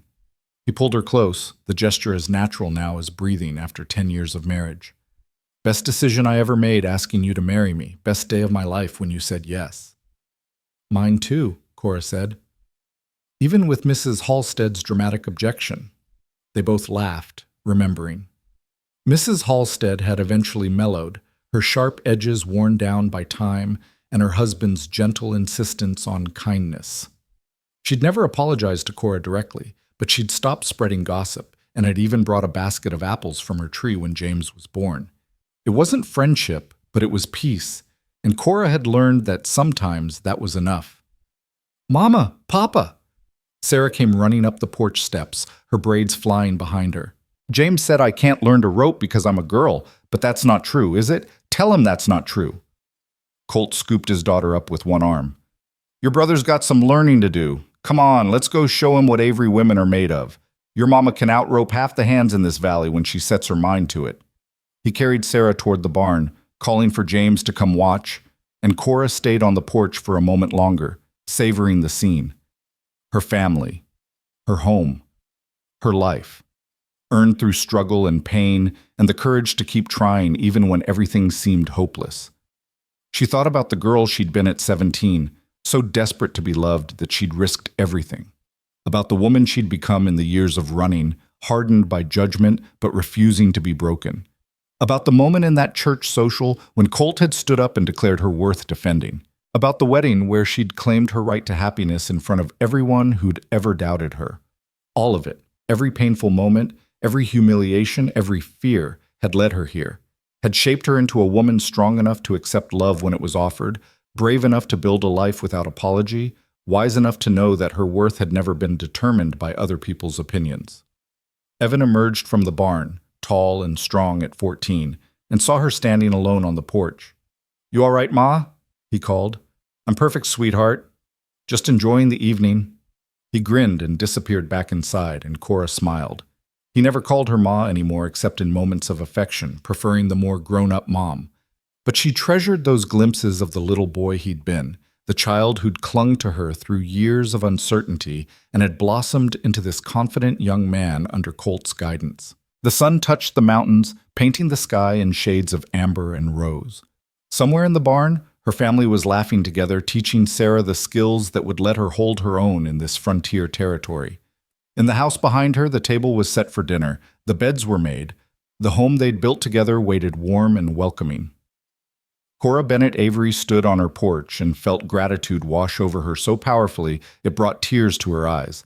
Not the bitter tears of shame she'd shed so many times before, but tears of joy and wonder at how far she'd come, at the life she'd built from the ashes of her mistakes, at the love that had saved her not by erasing her past, but by showing her that her past didn't have to define her future. She was no longer the woman who'd stayed in the shadows, terrified of judgment. She was no longer the girl who'd believed she deserved nothing but shame and exile. She was Cora Avery, beloved wife, devoted mother, partner in building a legacy that would outlast them both. She was the woman who'd faced down a town's cruelty and claimed her place anyway, who'd chosen courage over fear, who'd believed finally that she was worth the fight. And as the stars began to emerge in the darkening sky, the same stars that had witnessed her transformation from outcast to beloved, Cora whispered a prayer of thanks to whatever force in the universe had guided her to Silverside, to Colt, to this life she'd stopped daring to dream of. She'd thought no one would marry her with a child, thought she'd spend her life running from judgment and shame. But a cowboy with honest eyes and a patient heart had asked her in front of them all, had claimed her publicly and proudly, and had shown her that second chances weren't just possible, they were precious. And in doing so, he'd given her the greatest gift of all, the knowledge that she'd always deserved to be loved, exactly as she was. The evening breeze carried the sound of her family's laughter from the barn, and Cora smiled through her tears. She'd survived the shame, she'd endured the judgment, she'd fought for her son and herself with every ounce of courage she possessed. And in the end, love had won. Not the false promises of her youth, but real love, steady and true and strong enough to weather any storm. The kind of love that saw past mistakes to the person beneath. The kind of love that chose commitment over convenience. The kind of love that built homes and raised children and created legacies that would echo through generations. The woman who'd stayed in the shadows now stood in the light, surrounded by everything she'd fought for and more than she'd ever dared to hope for. And it was enough. More than enough. It was everything.